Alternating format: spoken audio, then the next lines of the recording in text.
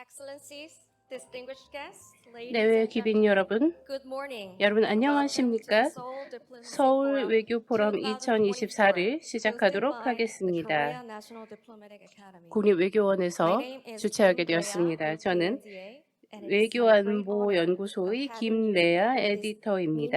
gathering. 오늘 이렇게 Thank you 중요한 very much for your 행사에서 attendance. 사회자가 되어서 무한한 영광으로 Ahead of the 생각하고 upcoming 있습니다. U.S. presidential election in November, 올 the 11월 Seoul 미국 Diplomacy 대선을 Forum 앞두고 국립외교원은 2024 오늘 will begin 미국 under 주도 the theme 국제 of 질서의 continuity 지속성과 and change 변화라는 in the 주제로 U.S.-led 서울 international 외교 order. 포럼 2024를 시작합니다. First of all, I would 먼저 like to invite His 최형찬 Excellency Chancellor Choi 국립외교원장님의 Hyung-chan of the Korea 개회사가 National Diplomatic 있겠습니다. Academy for his opening remarks. Ladies and gentlemen, 여러분, please welcome His 큰 Excellency 박수로 Chancellor 맞이해 Choi with a 주시기 big round of 바랍니다. applause.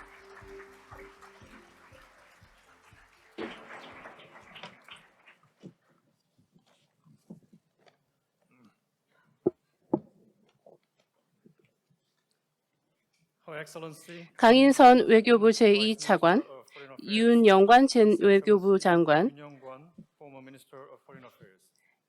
유명환 전 외교부 장관님, 한민구 전 국방부 장관님, 천영우 전 대통령 국가안보보좌관님, 귀빈 패널 및 전문가 여러분, 주한 외교단 여러분, 친애하는 동료 여러분, 신사 숙녀 여러분, 좋은 아침입니다. 서울 외교 포럼 2024에 여러분을 모시게 된 것을 큰 영광으로 생각합니다. 국립외교원에서 주최하게 되었고요. 여러분들께 이렇게 아름다운 무더위가 물러가는 계절에 국립외교원에서 함께하게 되어서 진심으로 감사 인사드리고 싶습니다. 또한 오늘 포럼을 세심하게 준비해 주신 인남식 교수님과 국립외교원 관계자 여러분께도 감사의 말씀 전합니다. 서울 외교 포럼은 우리의 대표적인 연례 국제 회의입니다. 올해는 미국 주도의 국제 질서의 지속성과 변화라는 주제로 개최됩니다. 오늘의 키워드는 질서와 미국입니다. 제2차 세계대전 종전 이후 지난 80년 동안 우리는 질서의 시대에 살아왔습니다. 이 시대의 주요 골자는 민주주의, 시장경제, 법치주의, 국가 주권 및 영토 보전 보호였습니다. 민주주의는 전후 질서의 핵심으로 각국의 정치 발전을 이끌었습니다. 시장 경제와 자유무역 역시 국제 질서의 근간을 이루고 있습니다. 법치주의는 좋은 거버넌스의 또 다른 기본 초대입니다. 주권과 영토 보전을 통한 평화는 필수 불가결한 요소입니다. 우리는 강대국이 약소국을 침략해서는 안 된다는 생각을 공유해 왔습니다. 하지만 2024년 현재 우리가 마주한 세상은 달라졌습니다. 미국 주도의 국제 질서에 대한 낙관론이 사라지고 있습니다. 그리고 세계 정치 지형 전반에 걸쳐 불확실성의 징후가 나타나고 있습니다. 민주주의의 확산은 주춤하고 있습니다.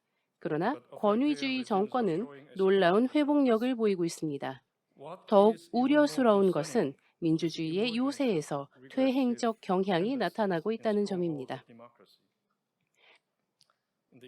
경제 영역에서는 한때 찬란했던 자유무역의 시대가 보호무역주의와 리쇼어링에 자리를 내주고 있습니다. 수십 년 동안 영토 보전을 존중하는 것은 거의 보편적인 규범이었습니다. 하지만 제2차 세계대전 이후 처음으로 유럽은 다시 한번 전쟁터가 되었습니다. 우크라이나 전쟁은 제2차 세계대전 이후 국제관계의 초석인 영토 보전 원칙이 침식되고 있음을 보여줍니다. 민주주의를 수호해온 세력들, 자유무역, 영토 보전을 지켜온 세력들이 이제 전례 없는 시험을 받고 있습니다. 이러한 세력 중 상당수는 미국이 주도해 왔습니다. 미국은 자유주의 국제 질서를 구축하기 위해 노력을 주도해 왔습니다. 국제 질서를 영속적인 프레임워크로 간주해 왔는데, 그리고 우리는 이것이 향후 수십 년 동안 도전받지 않고 유지될 것으로 믿어왔습니다. 네, 후쿠야마 교수님께서는 역사의 종말이라고까지 말씀하셨습니다. 그리고 후쿠야마 교수님은 자유민주주의와 시장 경제의 승리를 찬양했습니다. 하지만 미국은 지금 중대한 기로에 서 있습니다. 9.11 테러와 그리고 테러와의 전쟁 이후 미국은 아프가니스탄과 이라크에서 혹독한 전쟁을 치렀습니다. 또한 다른 암울한 상황에도 주목할 필요가 있습니다. 중국이 부상하고 있고 또 인플레이션, 사회 양극화 등 국내 문제로 인한 압박이 가중되고 있습니다. 이 모든 것이 미국에게 또 다른 복잡성을 더합니다. 미국의 탁월한 능력에도 불구하고 자유주의 국제 질서의 수호자로서의 미국의 의지에 의문이 제기되고 있습니다. 미국은 이런 의미에서 기로에 서 있습니다. 미국은 현재의 국제 질서를 계속 주도할지 여부를 결정해야 합니다. 그렇지 않다면 미국은 필연적으로 국제적 개입을 축소해야 할 것입니다. 이러한 맥락에서 다가오는 11월 미국 대통령 선거는 매우 중요한 이벤트가 될 것입니다. 한국은 자유주의 국제 질서의 가장 큰 수혜자 중 하나입니다. 그래서 지금 우리도 또 다른 변화의 문턱에 서 있습니다. 이러한 질서의 변화는 한국으로 하여금 기존의 외교를 넘어선 보다 다각적인 전략으로 나아가야 합니다. 한국이 직면한 질문은 분명합니다. 현재의 국제 질서가 큰 변화를 겪는다면 우리는 어떤 외교 정책 전략을 채택해 난관을 헤쳐나가야 할까요? 지금이야말로 냉철한 전략을 수립해야 할 때입니다. 한반도의 안보 문제, 동북아시아의 역학관계 변화, 다양한 글로벌 위기를 헤쳐나가야 할 것입니다. 여러분, 한국은 글로벌 중추 국가를 지향합니다. 우리는 국제사회의 자유와 번영, 평화를 증진하는 데 기여하고자 합니다. 이러한 열망은 우리 한국 정부가 같은 생각을 가진 유사입장 국가와의 협력을 강화하도록 이끌었습니다. 작년 8월 캠프 데이비드에서 열린 한미일 3국 정상회의는 3국의 협력을 발전시키기 위한 단합된 노력의 절정이었습니다. 각국 정상들은 광범위한 분야에서 손을 맞잡기로 약속했습니다. 북한의 핵무기 및 미사일 개발 프로그램의 위협, 인도태평양 전략, 경제안보 우려, 신흥 기술, 그리고 개발 협력 등이 공동 우선순위에 포함되었습니다. 또한 한국은 중국, 인도, 글로벌 사우스와의 교류와도 협력을 강화하려고 하고 있습니다. 미국 주도의 국제 질서 변화의 서막은 한국 외교에 엄청난 도전이 되고 있습니다. 이러한 배경에서 오늘 이 자리를 마련했습니다. 미국 주도의 국제 질서의 미래와 그 결과에 대해서 논의하기 위해 이 자리를 마련했습니다. 국내외 저명한 학자들과 통찰력을 갖춘 전직 고위 공무원들과 함께하게 된 것을 영광으로 생각합니다. 여러분의 지혜와 경험을 공유하며 한국 외교의 미래를 더 잘 설계할 수 있기를 기대합니다. 세션 1에서는 현재 진행 중인 미국 주도의 국제 질서 변화에 대해 살펴볼 것입니다. 저명한 참가자들이 미국, 중국, 일본, 인도, 한국에서 이러한 변화를 어떻게 인식하고 있는지 살펴볼 것입니다. 세션 2에서는 지정학과 안보의 핵심 이슈에 대해 논의할 것입니다. 저명한 패널과 사회자가 캠프 데이비드의 3국 정상회의 1주년을 기념하여 한미일 3국 협력 확대 방안을 모색할 예정입니다. 세 번째 세션은 지정학적 경제와 경제 외교에 초점을 맞출 것입니다. 저명한 패널과 좌장님께서 경제 안보 문제를 해결하기 위한 세부적인 방안을 논의할 예정입니다. 오늘 포럼에서 우리 외교가 복잡한 글로벌 위기를 현명하게 헤쳐나가고 글로벌 중추 국가로 도약하기 위한 우리의 노력을 뒷받침할 수 있는 소중한 통찰을 얻을 수 있기 바랍니다. 감사합니다. 대단히 감사합니다. 원장님 아주 개회사 감사합니다. Now, Her Excellency Kang In-sun, Second Vice Minister of Foreign Affairs of the Republic of Korea, will deliver her keynote speech. Ladies and gentlemen, please give Her Excellency Kang a warm welcome with a big round of applause.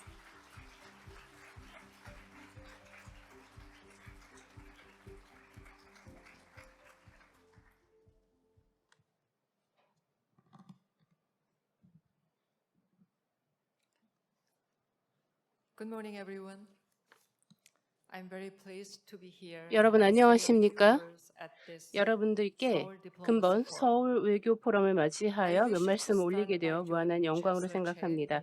우선 최형찬 국립외교원장님께 진심으로 감사드린다고 말씀드리고 싶습니다. 멋진 개회사 잘 들었습니다. 선도하고 있는 전문가분들 미국뿐만이 아니라 그리고 일본, 중국뿐만이 아니라 인도 분들을 모시고 이야기를 하는 것은 대단히 중요하다고 생각을 합니다. 작금의 상황에서 특히 그러합니다. 작금의 국제 질서에 대해서 이야기를 하고 특히 인태 관계에 대해서 이야기를 함에 있어서 인도의 역할을 무시할 수 없기 때문입니다. 몇 년 전까지만 해도 국제 질서와 관련한 의문 같은 것들은 굉장히 학술적인 논의다라고 이야기가 되었고 정책 입원자들에게는 대단히 추상적인 주제로만 여겨졌습니다만 오늘날에 이르러 학계 그리고 정책 입안가들에게 있어서 이러한 문제는 그 어느 때보다도 중요성을 더하고 있습니다. 전직 외교부 그리고 국방부 장관 모시고 또 외교 안보 전문가분들, 자문단분들을 모시고 이야기를 하는 것은 대단히 중차대하다고 여겨지는 까닭이기도 한데요.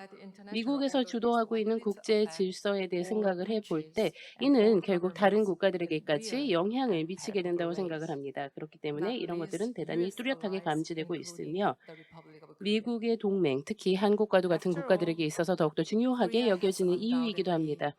이런 상황에서 한국 같은 경우는 규범에 기반한 국제 질서로부터 큰 혜택을 입어왔다고 생각합니다. 특히나 제2차 세계대전 이후 미국 주도의 국제 질서에서 한국은 많은 혜택을 입어왔다고 생각을 하며 한국 같은 경우는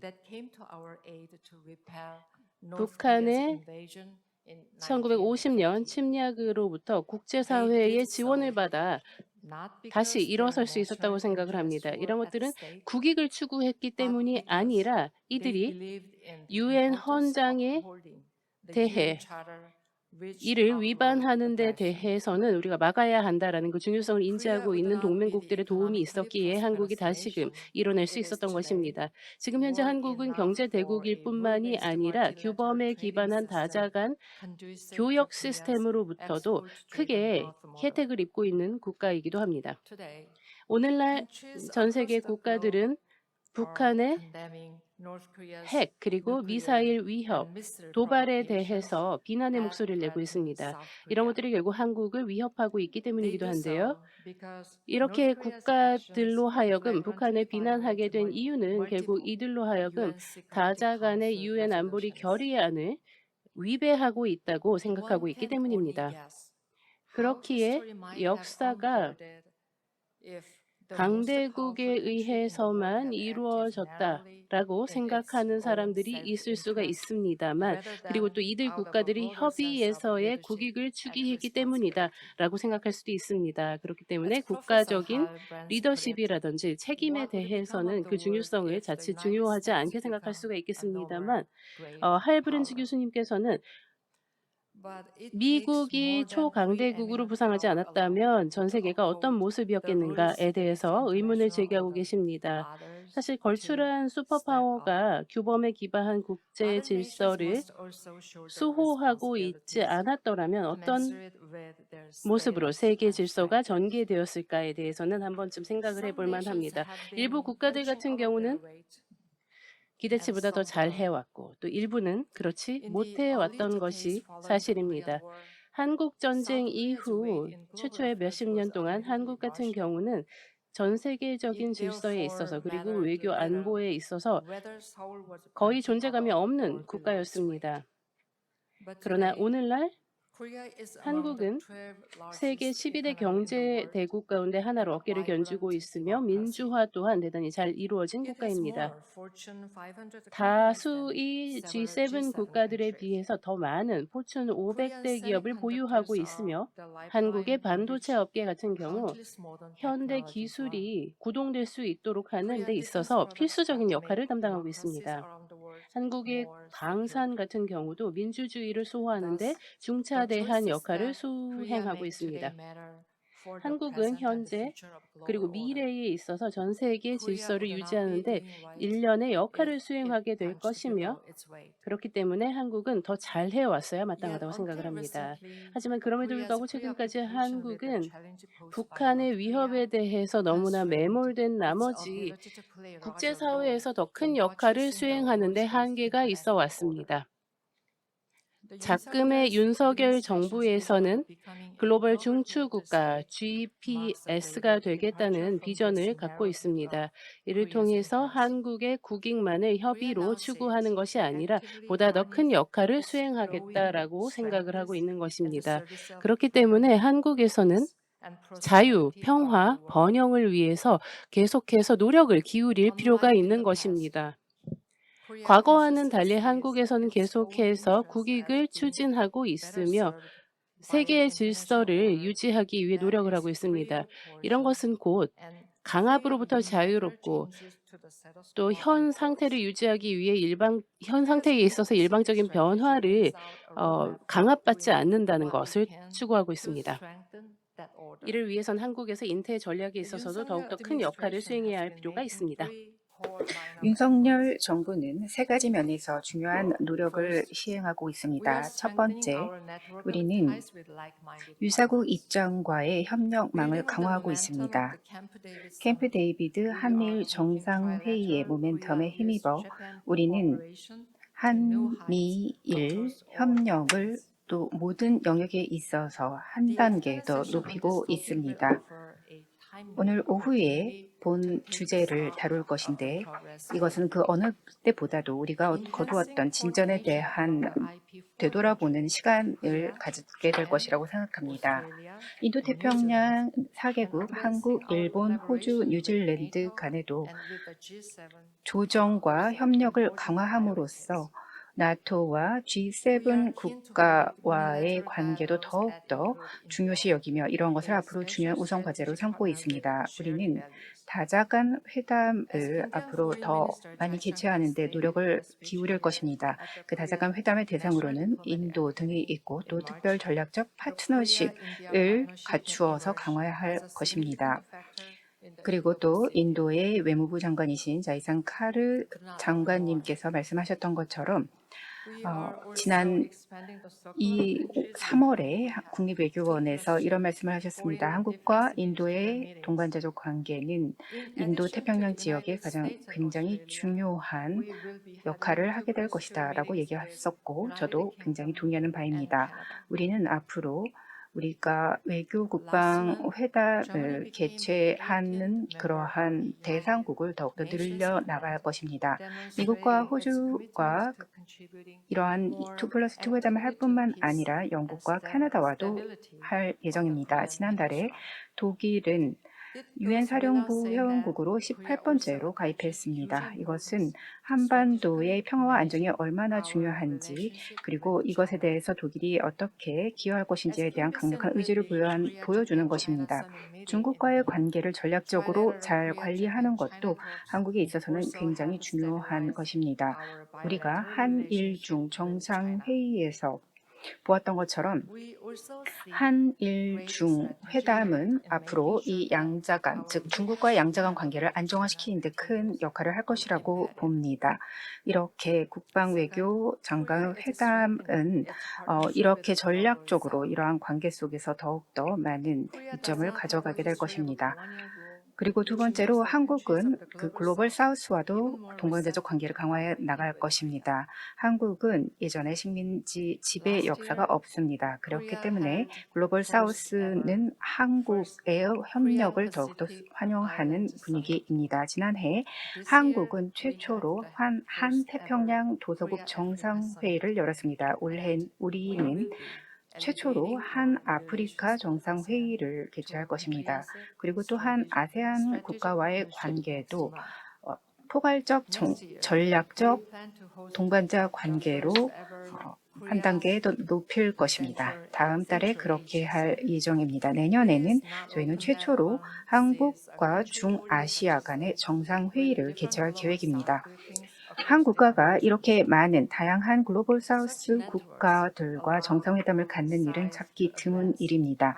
이러한 동반자적 관계망은 우리의 공동의 이해를 증진할 뿐만 아니라 한국의 경제 안보도 증진하게 될 것입니다. 그리고 세 번째로 한국은 게임의 규칙을 만들어 나가는 주도적인 역할을 하는 역량을 보여주고 있습니다. 미래의 주요 분야라고 볼 수 있는 AI라던가 사이버 안보 부분에 있어서 한국이 가진 경쟁 우위를 가지고 규칙을 만들어 나가고 있습니다. 지난 5월 한국은 AI 서울 정상회의와 AI 글로벌 포럼을 개최하면서 이 비군사 영역에서 AI 거버넌스에 대해 논의를 한 단계 발전시켜 나갔습니다.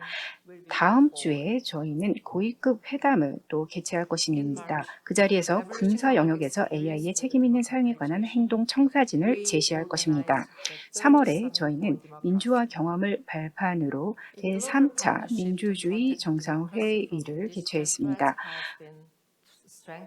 디지털 위협에서 민주주의를 보호하기 위한 글로벌 협력이 강화되는 그러한 결과를 글로벌 파트너십을 통해서 얻을 수 있었습니다. 요약하자면 한국은 아주 촘촘하게 유사국 입장과의 동반자적 관계를 다층이로 만들어 나가면서 미래의 규칙을 만들어 나가는 주도적인 역할을 할 것입니다. 한국은 한국의 폭넓은 글로벌 교역망이, 외교망이 앞으로 더욱더 전력 승수로 작용하면서 규칙 기반 국제 질서가 강해지는 역할을 하는 데 큰 기여를 할 것으로 보입니다. 불확성 시대에 이것은 더욱더 중요할 것입니다. 그리고 또한 G7과 같은 유사국 입장과의 관계도 더욱더 강화해 나갈 것입니다. 이것으로 제 연설을 마시며 본 회의가 뜻깊고 유익한 포럼이 되기를 바랍니다. 감사합니다.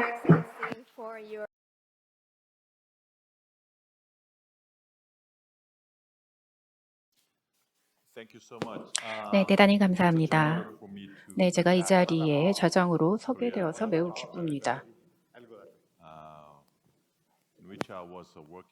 네, 제가 한 16년 정도 이 국립외교원에서 일을 하게 되었고 지금 다시 좌장으로 이 자리에 서게 되어서 매우 영광입니다. 여러분 이 자리에 다 함께해 주셔서 너무 감사합니다. 네, 원장님 굉장히 감사하고요. 여기 참여해 주신 모든 분들 감사합니다. 할 프렌즈 교수님이 온라인으로 참여하고 계신 것으로 알고 있습니다. 네, 본 세션의 주제는 패권 구도의 변화와 미국의 대응 로 알고 있습니다. 미국 중 경쟁과 글로벌 사우스의 부상이 본 회의의 주제입니다. 이렇게 주제를 선정한 것은 미국 주도의 국제 질서가 아주 오랫동안 2차 세계대전 이후 그리고 냉전 이후에 그리고 탈냉전 시대에도 주력으로 작용해 왔는데 그 후에 어떻게 될 것인가 생각해보는 자리입니다. 몇 가지 관련해서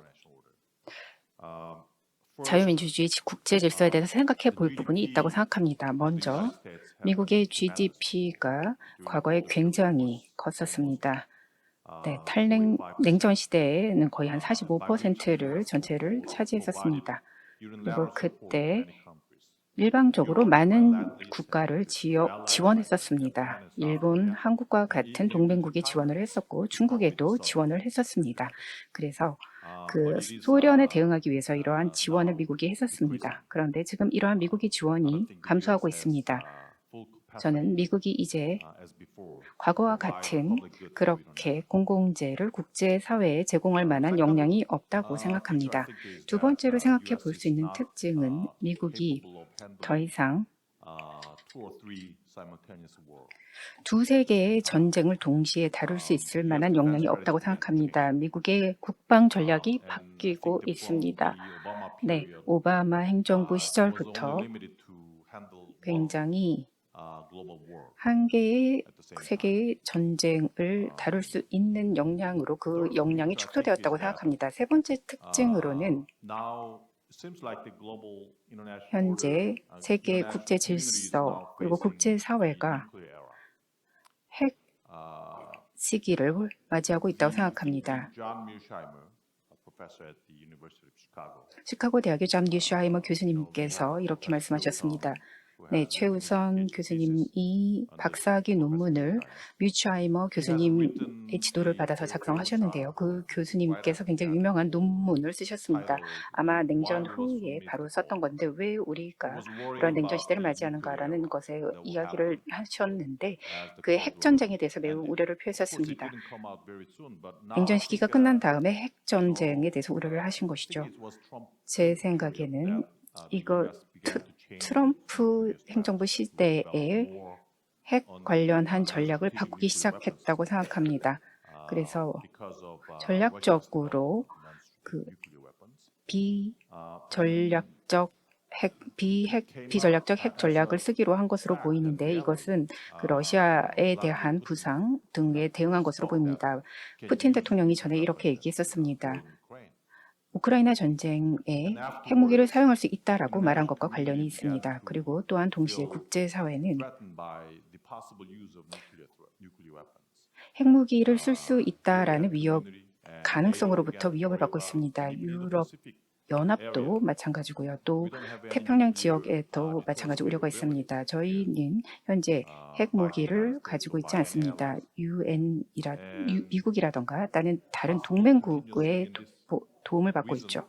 그 이유 중에 하나는 그 핵무기를 사용하게 된다면 그것은 사용하는 지역 자체가 굉장히 모든 재앙의 결과를 맞게 될 것입니다.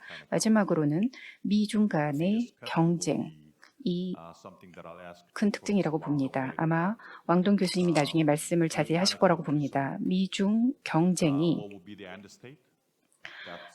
굉장히 중요한 부분이 될 것이고 본 세션에서도 주요한 주제로 다루어질 것입니다. 제가 10분 정도 각각 패널분들께 드리겠습니다. 할 브랜즈 교수님부터 시작해서 10분씩 드리겠고요. 그 다음 질의응답을 갖도록 하겠습니다. 시간이 더 있다면 제가 여기 참석하신 청중분들께도 질문할 수 있는 기회를 드리겠습니다. 네, 할 브랜즈 교수님 이제 발표해 주시기 바랍니다. Cannot hear you. I'm sorry. 네, 이제 들립니까? Can you volume up? 네, 좀 소리 좀 키워주시겠습니까? 교수님 목소리가 잘 들립니다. 네, 네, 저도 볼륨을 최대한 했는데요. 네, 이제 괜찮습니다. 네, 지금 들리십니까? 네, 좋습니다. 네, 감사합니다. 네, 제가 현장에 가서 같이 논의를 하면 좋겠는데요. 네, 제가 굉장히 존경하는 분들이 패널로 참여하셨습니다. 제가 전체적으로 어떻게 국제 질서가 과거 수십 년간 어떻게 변화했고 앞으로 어떻게 변화할지에 대해서 이야기를 하라고 요청을 받았고 아까 자장님께서 이미 많이 말씀하신 것 같습니다. 네, 그 탈냉전 시기의 질서에 대해서 먼저 말씀드리고 그리고 뭐 어떤 것이 탈냉전 시기의 문제였는지를 말씀드리겠고 그 다음 제가 생각했을 때 가장 중요한 새로운 지정학적 시대의 지금 현재 모습을 특징을 말씀드리겠습니다. 저는 소위 분산화의 시기라고 말씀드리겠습니다.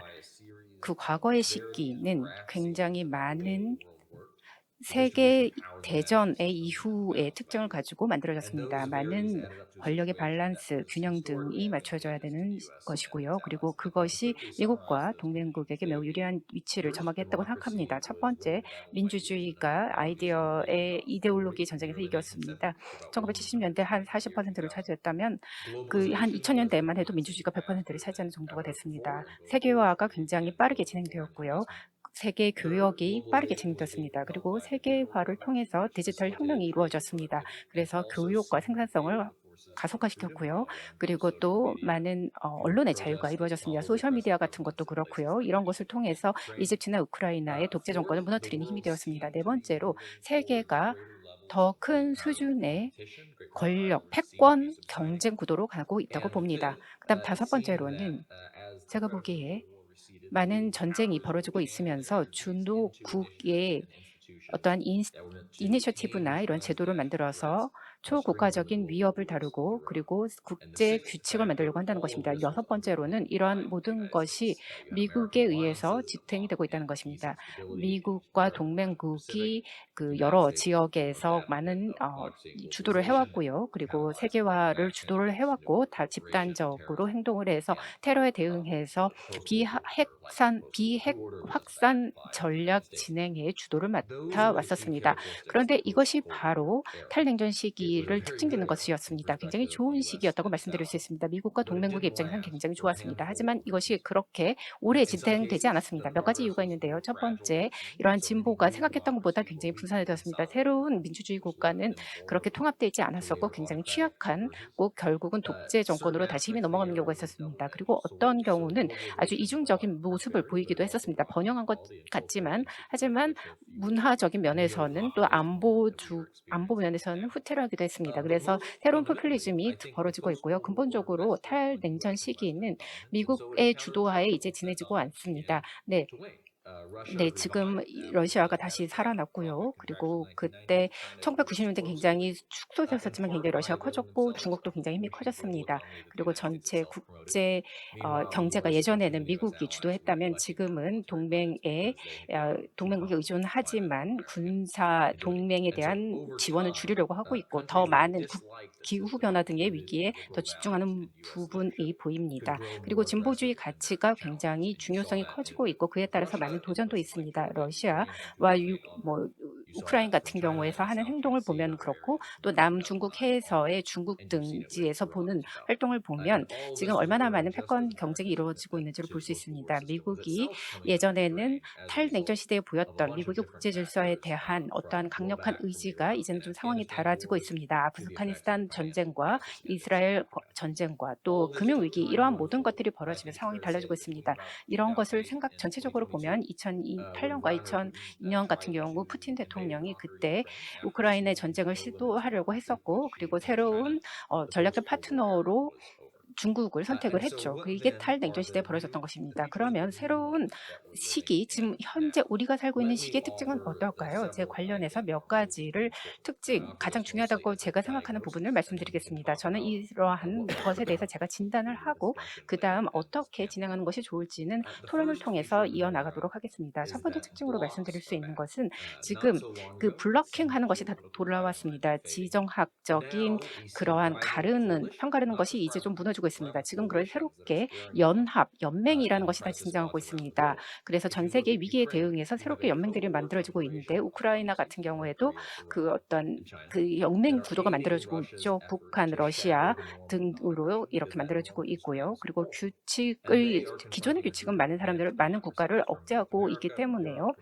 북미라던가 인도 태평양 지역의 민주주의 국가는 우크라이나를 지원합니다. 왜냐하면 그래야지만 지금 그들 국가에는 국제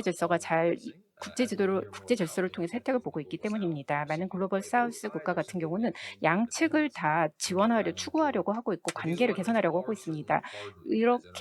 이러한 새로운 어떠한 구도가 더욱더 분명하게 드러난 것 같습니다. 러시아는 서구로부터 고립되고 있고 그 새로운 그 수정주의가 드러나고 있습니다. 푸틴 대통령은 북한과 연맹을 강화하려고 하고 있고요. EU 같은 경우에는 새롭게 양측에 있어서 우크라이나를 두고 러시아를 가운데 두고 여러 새롭게 동맹국에 대해서 한번 생각해 보고 있는 시기입니다. 2002년 이후 미국과 아시아와의 등등에 대해서 연맹을 강화하면서 여러 가지 그 중국에서 있는 반도체 산업 등에 대해서 압박을 가하고 있습니다. 그래서 이런 것이 경제와 기술적인 관계에도 영향을 주고 있습니다. 두 번째로는 아이디어에 대한 즉 이데올로기 분쟁이 다시 커지고 있다는 것입니다.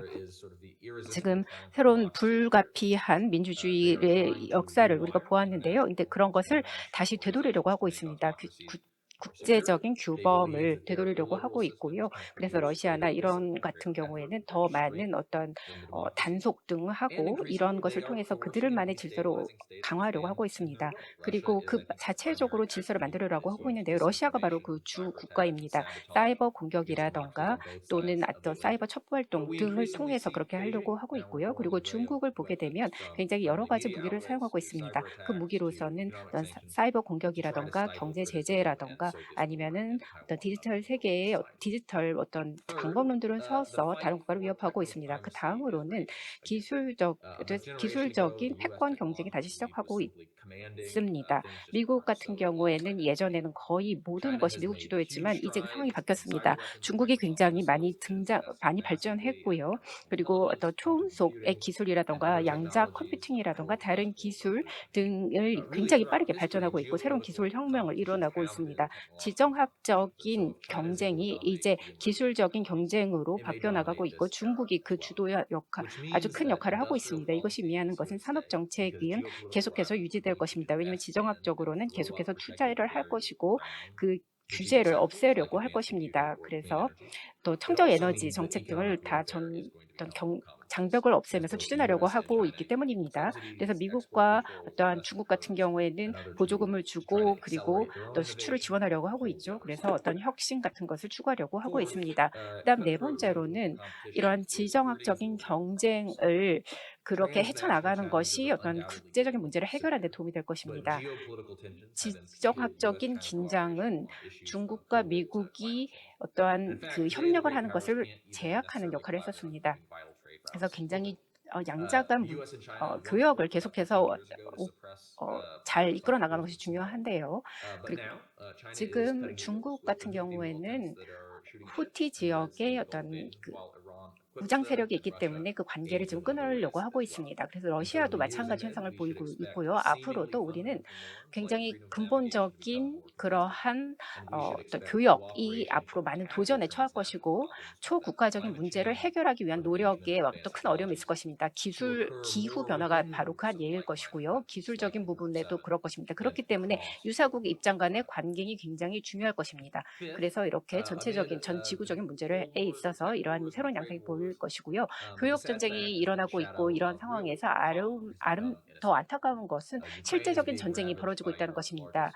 우크라이나 같은 경우에는 지금 몇 세기 동안 수십 년 동안의 최고의 규모의 어떤 전쟁을 치르면서 큰 파편화된 나라 국가가 아주 힘든 상황에 처해 있고요.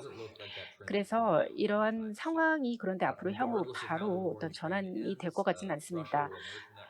그래서 러시아는 많은 군사적인 경험이 있고 경제적인 파워를 동원해서 더 부강할 것으로 보입니다. 이란 같은 경우도 핵 무기가 있기 때문에 그래서 어떤 중동 지역의 불안성을 더욱더 고조시킬 것 같고요. 그리고 그 중국도 어떤 탄약이라던가 비행기, 어떤 배 선박 등을 제조하면서 더욱더 그 우위를 점할 것이고요. 그래서 패권을 더 주도하려고 할 것 같습니다.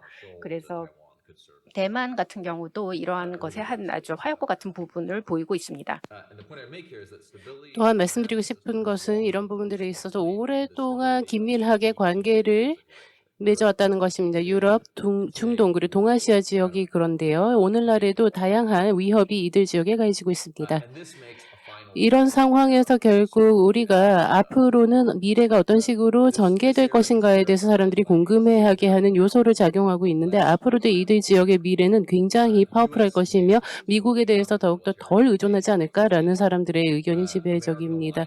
미국의 동맹들 같은 경우 지금까지 굉장히 다양한 힘을 조직해 왔습니다. 그런데 미국에서는 이와 관련해서 질서를 유지하는 데 있어서 커미트먼트를 보여왔습니다만 앞으로 이런 것들이 계속 유지될지와 이와 관련해서는 의문이 제기되고 있습니다. 특히나 서구 지역에 많은 국가들에서 어떤 식으로 대응할 것인가, 그리고 미국에서 내부적인 상황은 또 어떠한가, 자국 내의 상황에 따라서 굉장히 달라지지 않을까라고 생각을 하는데 11월에 미국 대선으로 인해서 트럼프가 제2기를 맞이하게 된다면 결국 이제 뭐 폴란드라든지 남한이라든지 미군이 주둔하고 있는 국가들에 대해서도 전력 배치를 달리하지 않을까라는 생각을 하게 되는데, 그렇다면 트럼프 그 막후에는 또 다양한 경쟁과 세력 관계가 존재하고 있기 때문에 관련해서는 근고립주의가 결국 팽배하게 되지 않을까 하는 예측도 나오고 있습니다.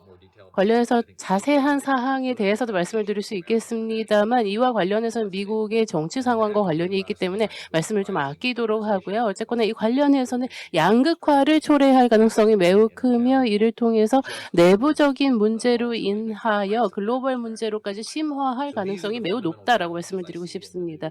이러한 근본적인 변화로 인해서 국제 질서 또한 변화할 가능성이 대단히 높다라고 생각을 하고 있으며 이런 것들이 결국 다수의 방법을 통해서 그 힘이 더욱더 실어지고 있다라고 생각을 합니다. 여기까지 제 말씀 올리도록 하고요. 경청해 주셔서 감사합니다. 네, 진심으로 감사합니다. 할브렌츠 교수님. 관련해서 전반적인 상황에 대해서 나눠주셨는데요. 트럼프 관련해서 좀 자세한 말씀 추후에 여쭙도록 하겠습니다. 다음은 사토루 모리 교수님, 게이오대 교수님이신데요. 말씀해 주시기 바랍니다. 일단 여러분들께 근본 회의에 초대해 주셔서 진심으로 감사드립니다. 네, 근본 컨퍼런스, 제 마이크 괜찮나요? 네. 지금 할브렌츠 교수님께서 말씀하신 데 대해서 저도 전반적으로 동의하고 있습니다. 그리고 일본에서도 유사하게 생각을 하고 있는데 지금 음질이 좋지 않아서 통역이 잠시 제공될 수 없는 점 양해 부탁드립니다.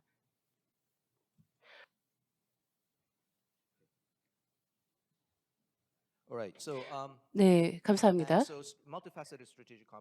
다면적인 전략이라 함은 결국 일본에서도 대단히 중요하게 생각하고 있는 부분이라고 생각을 하고 할브렌츠 교수님께서 말씀을 하셨다시피 이런 것들이 결국 현재 일본이 봉착해 있는 동향이다라고 생각을 하고 있습니다.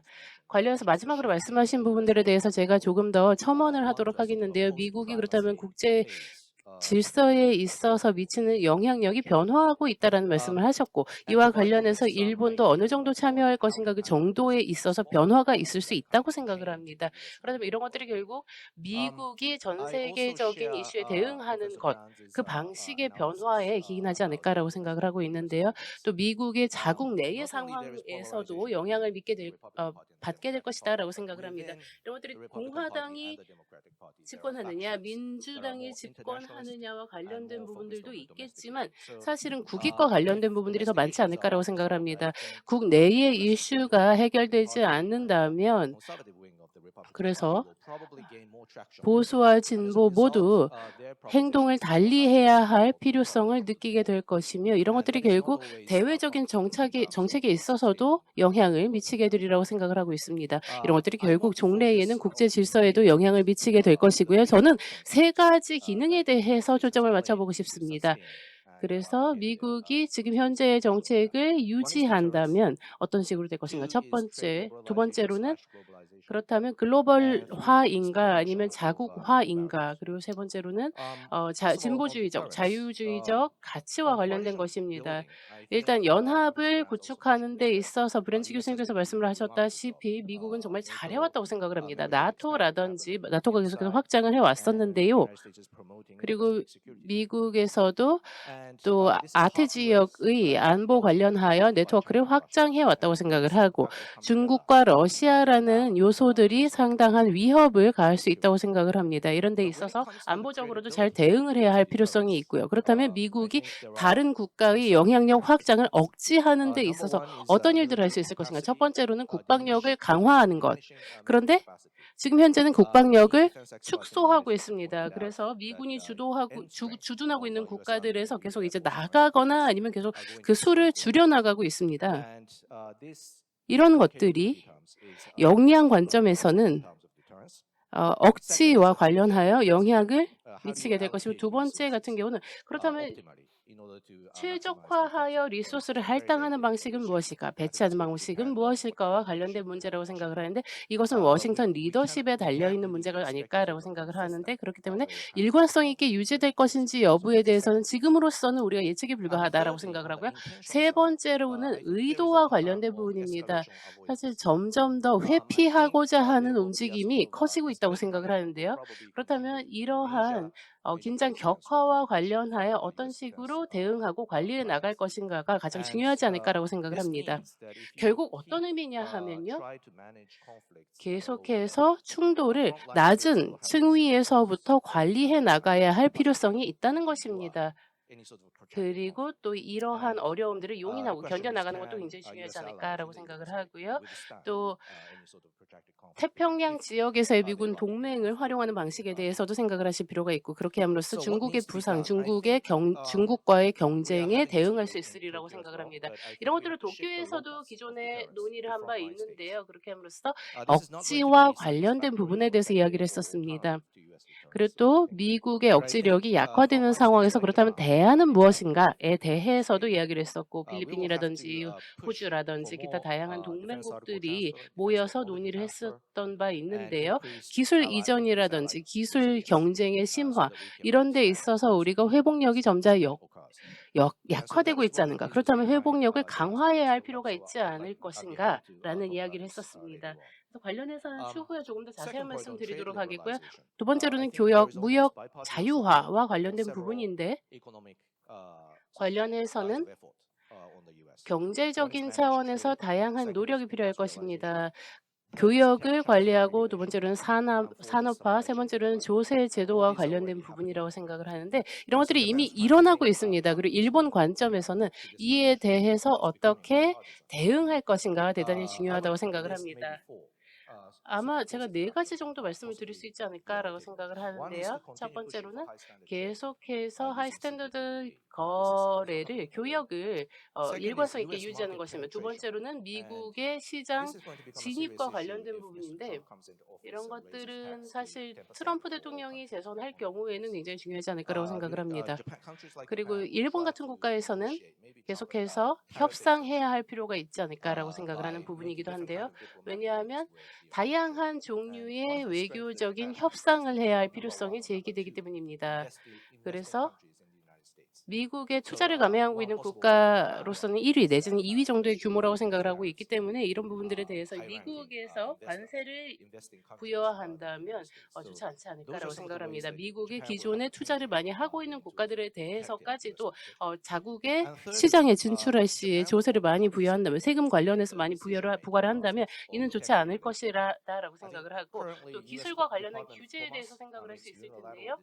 그래서 이와 관련해서 일방적인 의사결정이 있다면 이에 대해서도 다시 한번 생각을 해야 할 필요가 있지 않을까라고 생각을 합니다. 왜냐하면 기술 이전과 관련한 규제에 대해서는 미국의 동맹들에 대해서는 다른 방향으로 생각을 할 필요가 있지 않을까라고 생각을 하고 또 중국 같은 경우는 경제 제재와 관련하여 일본이라든지 기타 미국의 동맹국들에 대해서 위협을 하고 있는 압박을 하고 있는 상황인데 한국도 마찬가지라고 생각을 해요. 그래서 우리로 하여금 계속해서 미국 정부와 소통을 해야 할 필요성을 느끼게 하고 있지 않나라고 생각을 하고요. 그다음으로는 글로벌 사우스 관련해서 우리가 협력해야 할 부분들인데 사실 글로벌 사우스라는 것이 굉장히 광의의 개념이라고 생각을 합니다. 그래서 그를 구성하고 있는 국가들도 굉장히 서로 상황이 다르다라고 할 수 있겠는데요. 하지만 공동의 경제 성장을 구가하기 위해서 우리가 전략적으로 생각을 할 필요가 있고 특히나 집단적인 회복력을 기하기 위해서 굉장히 중요하고 공급망이라든지 아니면 글로벌 사우스 관련해서 우리가 기능적인 협력을 국제 협력을 확장할 필요가 있지 않을까. 그렇게 함으로써 우리가 참여하는 국가들의 회복력을 높일 수 있지 않을까라고 생각을 합니다. 그렇게 함으로써 회복력에 기반한 네트워크를 형성하는 것은 안보적인 관점에서도 대단히 좋을 것이다라고 생각을 하고요. 세 번째로는 자유주의적 가치를 증진하는 것 관련한 부분인데요. 이거 관련해서는 사실 지금 현재로서는 미국 정부가 그렇게 개입주의적인 관점을 견지하고 있지 않다고 생각을 합니다. 이와 동시에 제가 생각을 할 땐 이런 것들이 결국 미국의 외교의 기본적인 원칙과 관련된 부분이라고 생각을 하는데 일본에서는 첫 번째로는 자유민주주의 아니면 글로벌 웨스트라고도 이야기를 했었는데요. 계속해서 사회를 이러한 방향으로 유지해 나갈 생각입니다. 이런 것들이 결국 전 세계의 인재들을 유치하는 데 있어서 굉장히 중요하고 이를 통해서 우리가 기술적으로 그리고 경제 발전을 실현할 수 있다고 생각을 하고요. 두 번째로는요. 글로벌 사우스와 관련해서는 실용주의적인 균형을 이룰 필요가 있다라고 생각을 합니다. 굉장히 어려운 부분이 아닐 수 없는데요. 하지만 ODA에 대해서 말씀을 드리고 또 민주화가 이루어지지 않은 국가들에 대해서도 참여를 독려하는 부분들도 있을 수 있을 것이며 다양한 국가 발전 사업에도 도움을 줄 수 있고 이런 부분들 생각할 수 있겠죠? 요약하자면 일본에서 현재 취하고 있는 접근 방식에는 네 가지가 있다. 첫 번째로는 높은 기준을 갖고 있는 촉진화한 협력들이다. 그리고 두 번째로는 시장 경제 기반 민주주의 이런 것들에 대해서는 보편적인 가치를 옹호해 나갈 필요가 있고 그리고 또 실용주의적인 관점에서 글로벌 사우스 정책에 참여하는 것.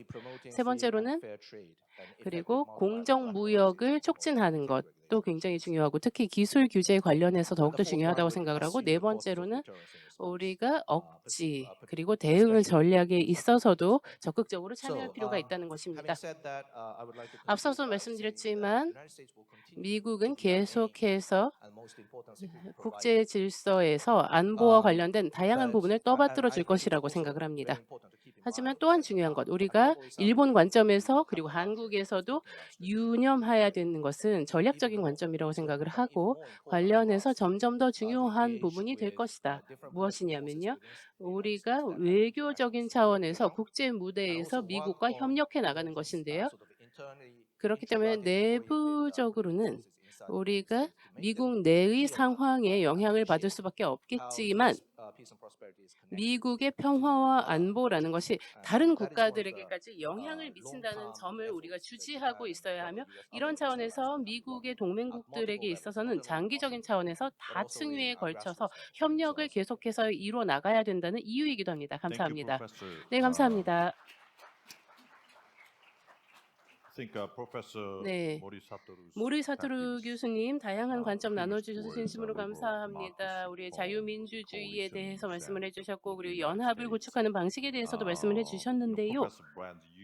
할브렌즈 교수님 같은 경우는 굉장히 좀 온건하게 말씀을 해주셨는데 모리 사토루 교수님은 굉장히 명확하게 말씀을 해주신 것 같아요. 왕동 교수님 부탁드립니다.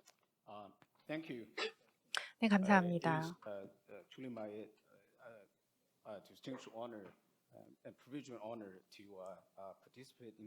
제가 이 외교 포럼에 참여하게 되어서 매우 기쁩니다.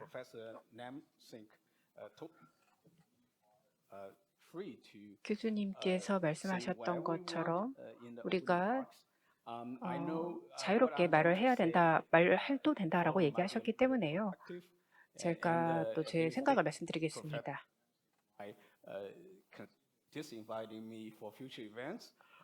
네, 그래서 앞으로 또 이런 자리에 또 참여하기를 바랍니다. 제가 두 가지 단어가 중요하다고 생각하는데 하나는 미국 주도 국제 질서이고요. 많은 앞선 패널분들이 이미 얘기하셨고요. 또 다른 두 번째는 미중 간의 전략적 경쟁입니다. 그래서 네, 소위 이렇게 파티를 흐트리는 그런 자로 저는 보다 더 좀 비판적으로 이 큰 중요한 과정에 대해서 생각해 보기 바랍니다. 첫 번째로 현 국제 질서가 여전히 어떤 특정 국가에 의해서 주도되는 것인가 생각해 볼 필요가 있습니다. 아니면 소위 규칙 기반 국제 질서인지 다시 한번 생각해 볼 필요가 있고요. 다시 말씀드리자면 미국 주도의 국제 질서라면 아니면 자유주의 질서라든지 아니면 규범 질서라고 했을 때 이것을 정확하게 그리고 충분히 지금 우리가 살고 있는 세계를 규정하는 단어인지 한번 생각해 볼 필요가 있습니다. 그리고 세 번째는 전략적 경쟁이 미국과 중국의 관계를 잘 정의하는지 생각해 볼 필요가 있습니다. 제가 먼저 국제 질서에 대해서 말씀드리겠습니다. 먼저 미국 주도 국제 질서 또는 신자유주의 자유주의 질서라는 것이 탈냉전 시대의 국제 질서를 잘 정의하고 있다고 생각하지 않는다고 봅니다.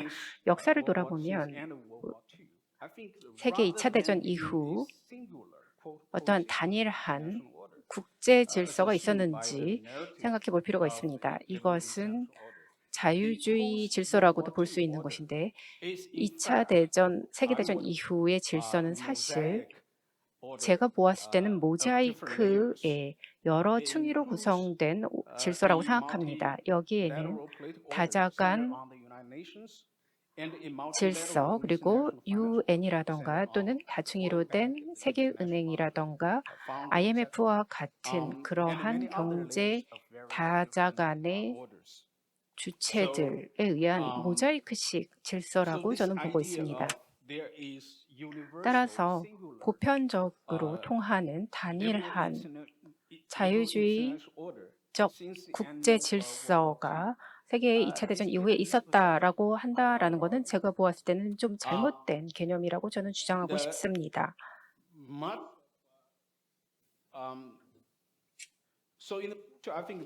그래서 지금 세계는 다극화된 세계라고 보고 있고 어떤 슈퍼파워가 있다라고 이야기되고 있지만 다양한 아이디어와 이데올로기와 정부 구조가 존재한다고 생각합니다. 그래서 소위 미국 주도의 국제 질서 혹은 자유주의 국제 질서라는 것은 제 생각에는 좀 잘못된 개념이라고 생각합니다. 2차 세계대전 이후에 세계를 이렇게 규정하는 것은 좋지 않다고 생각하고요. 중국과 대부분의 글로벌 사우스는 미국 주도 질서에 합류하고 있지 않습니다. 어떤 경우는 저희가 굉장히 중요한 질문을 잊기도 합니다. 자유주의 국제 질서나 또는 규범 기반 국제 질서라는 것은 근본적으로 좀 잘못된다고 생각하는데 굉장히 이데올로지에 기반한 것이고 그리고 부적절하고 충분한 세계에 대한 이해와 분석이 아니라고 생각합니다. 특히 사실 중국이 어떤 적절하게 활동할 수 있는 영역이라고 한번 생각해 보았을 때 미국과 서구와 한번 비교를 해본다면 아니면 또 한국 입장에서는 중국을 어떻게 볼까요? 양자 간의 합의를 통해서 중국을 관여를 하는 것을 이런 것은 합의에 기반한 것이라고 보고 이것은 우리가 기본적으로 가정을 하고 있다고 생각합니다. 그래서 이러한 세계가 미국 주도의 질서를 끌고 가고 있는 생각의 상황 속에서 중국도 그 자체적으로 또 중국의 동맹을 구축해 나가고 있다라고 하는데 사실 관여라는 것은 많은 기존의 동맹이 또 파괴되는 부분도 있었습니다. 제 생각에는 현재 문제는 그러한 기대라는 것이 기존의 것을 계승하는 것으로서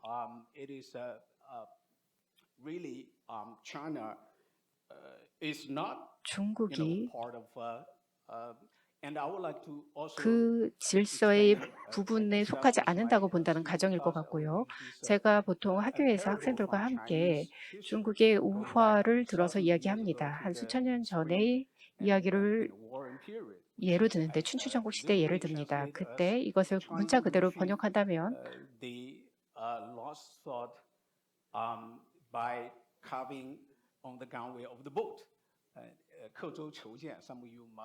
네, 어떤 분들은 이러한 우회화를 아실지도 모르겠지만 길을 가던 어떤 한 강가의 근처에 가던 남자분이 이 소금을 들고 가다가 이 소금을 이 강에 빠뜨린 것이죠. 그래서 그 사람들이 소금을 잃었다고 울고 있는 사람한테 어떤 그 암석에서 그것을 또 긁어서 이렇게 줬다라는 그런 우화입니다. 미국은 간접적으로 이러한 관여 정책을 주장하고 있을 때 중국은 이렇게 말한 것처럼 그 비슷한 우화로 비유될 수 있다고 생각합니다. 사실 많은 그 미국이 주장하는 생각하는 그러한 미국이 생각하는 중국은 그 실제 중국의 모습과 맞지 않는 경우가 많습니다. 그러한 판타지, 좀 환상적인 그러한 생각들은 교정이 될 필요가 있습니다. 그리고 전략적으로 분석을 했을 때 어떤 한 극단에서 또 다른 극단으로 넘어가는 것이 보이는데요. 세계가 이제 중국에 대해서 어떤 극단적인 견해를 보고 있는데 또 다른 극단적인 견해로 가면서 중국이 미국 주도의 패권의 도전자로 이렇게 극단적으로 규정합니다. 그래서 이거 사실 그렇기 때문에 중국이 미국의 어떤 전략적 경쟁자라고 표현하면서 또한 인간적인 모습을 완전히 배제하고 있고 또 악마시하는 그러한 분위기가 조성되고 있다고 생각합니다. 그래서 이러한 규정은 편견이고 그리고 아주 나쁜 그러한 공포심을 불러일으키며 잘못된 개념이라고 생각합니다. 그래서 이러한 전략적 경쟁이 아주 프레임워크로 작용하면서 미국이 이것을 이렇게 주장하고 있는데 사실은 이러한 미국의 정의에 대해서 저희 중국은 좀 다르게 생각합니다. 중국이 소위 미중 간의 관계기 어떤 전략적인 관계다라는 걸 부정하고 있다라고 얘기하고 있는데 이러한 논의는 사실 중국에서도 내부적으로 진행되고 있습니다. 어떤 중국의 학자들은 이렇게 얘기합니다. 네, 경쟁한다는 것이 사실 현실이다라고 이야기하는 사람도 있습니다. 네, 제가 중국 정부를 대표해서 말하는 것은 아니지만 학자로서 이러한 주장 그리고 중국이 그러한 규정에 승복하는 것에 거부하는 것이 저는 나름 이해가 됩니다. 이러한 경쟁, 그 미중 간의 관계를 규정하는 것은 전체 세계를 어떤 전략적 관계로만 본다라던가 아니면 경쟁으로만 모든 관계를 보려고 정의한다는 것입니다. 그래서 중국과 미국의 경우는 경쟁도 있지만 협력적인 요소도 있습니다. 그래서 이 중국이 미중 간의 관계를 경쟁적으로만 보는 그러한 정의는 저희는 거부하고 싶습니다.